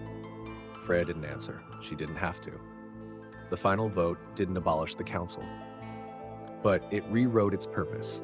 No enforcement, no hierarchy, just a network. A web of listeners, not leaders. They called themselves the Loam Keepers. Freya smiled at that. Loam wasn't clean, it wasn't pure, but it was fertile. And that was enough. When she returned to the valley, Alara had painted a mural across the old tool shed. It showed Freya, laughing, seeds falling from her pockets, geese waddling behind her like disciples. Do you like it? The girl asked. Freya looked closer. The seeds had turned into stars. It's not what I look like, she said. Alara shrugged. It's what you grow like. Freya laughed, a full belly laugh, because she finally understood she wasn't the archive. She was just the compost, and that truly was more than enough. Freya had always believed in beginnings, not in the fireworks and fanfare kind, but the quiet ones, the ones that start in silence, in the way soil shifts just before a seed splits, the kind you don't notice until something is already blooming. She was on the road again, same boots, different dust. The summit had passed. The council had changed its shape.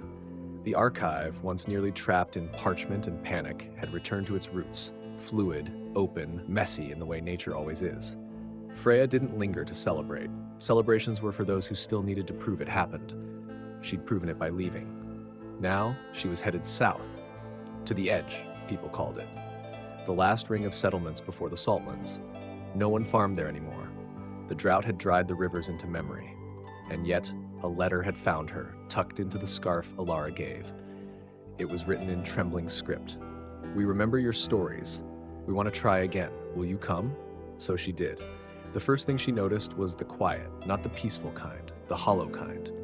The wind didn't carry birdsong. The earth didn't give off heat. It just waited.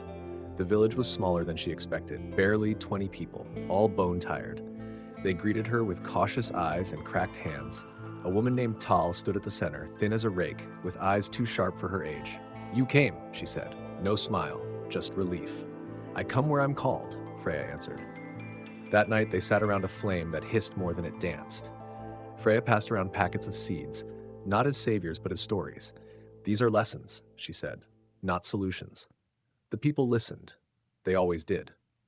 But listening wasn't growing. The soil here was hard, not just dry, angry.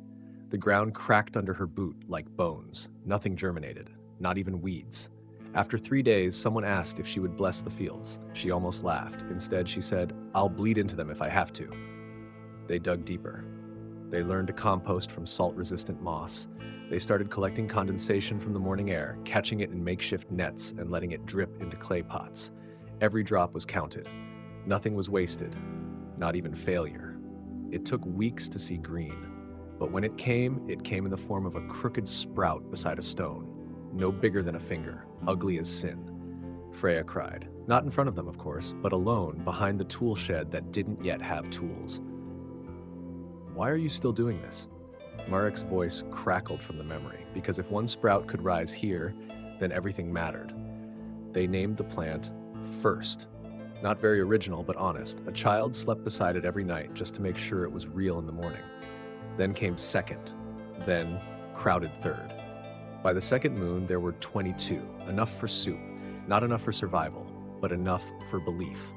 Freya taught them how to listen, not just to the plants, but to each other. Arguments still happened, of course they did, but now they ended with someone saying, "What does the soil say?" and that was enough to keep fists unclenched.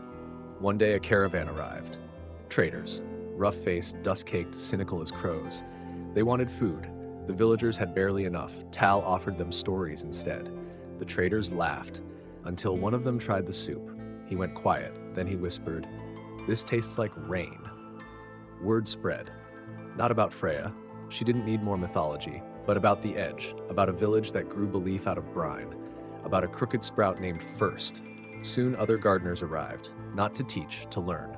Some stayed, others left with seed bundles and red eyes. Alara wrote letters. Freya never asked how they reached her. "I told the goose you were saving the world again." He's unimpressed. By the end of the third season, the Edge had 20 beds of crops, 2 new wells, and 1 girl who could recite soil pH conversions like poetry. Freya stood at the boundary one morning, watching the mist rise like breath from a sleeping world. Tal joined her. "We can't repay you," she said. "You already did," Freya answered. Tal frowned. "How? You kept growing." Freya didn't stay for harvest. She never did. As she walked away, she passed the field where First still stood, taller now, flanked by its descendants. Someone had painted a sign nearby. Not a plaque, not a monument, just a sentence. "This is where it refused to die," and beneath it, smaller, handwritten, "So we didn't either." Freya didn't cry, she just walked. The archive wasn't a place. It wasn't a system. It wasn't even hers. It was a question passed hand to hand, root to root, voice to voice.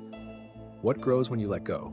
Everything grows. And there we have it, fellow night travelers. Our tale for tonight comes to a close, but the journey never truly ends. If something in this story stirred your heart, made you laugh, made you think, or just helped you forget the day for a little while, leave us a comment below. Tell us where you're watching from. Share your thoughts. Was there a moment that stuck with you? A line that made you pause? We'd love to hear what the archive whispered to you.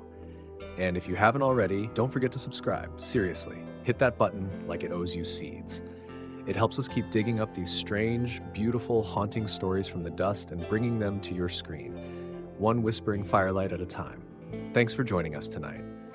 Wherever you are, in bed, on a train, under a tree, know that the Garden of Stories is always open to you. Until next time, may your roots run deep, your questions stay curious, and your dreams be as fertile as loam. Good night, friend. We'll see you in the next story.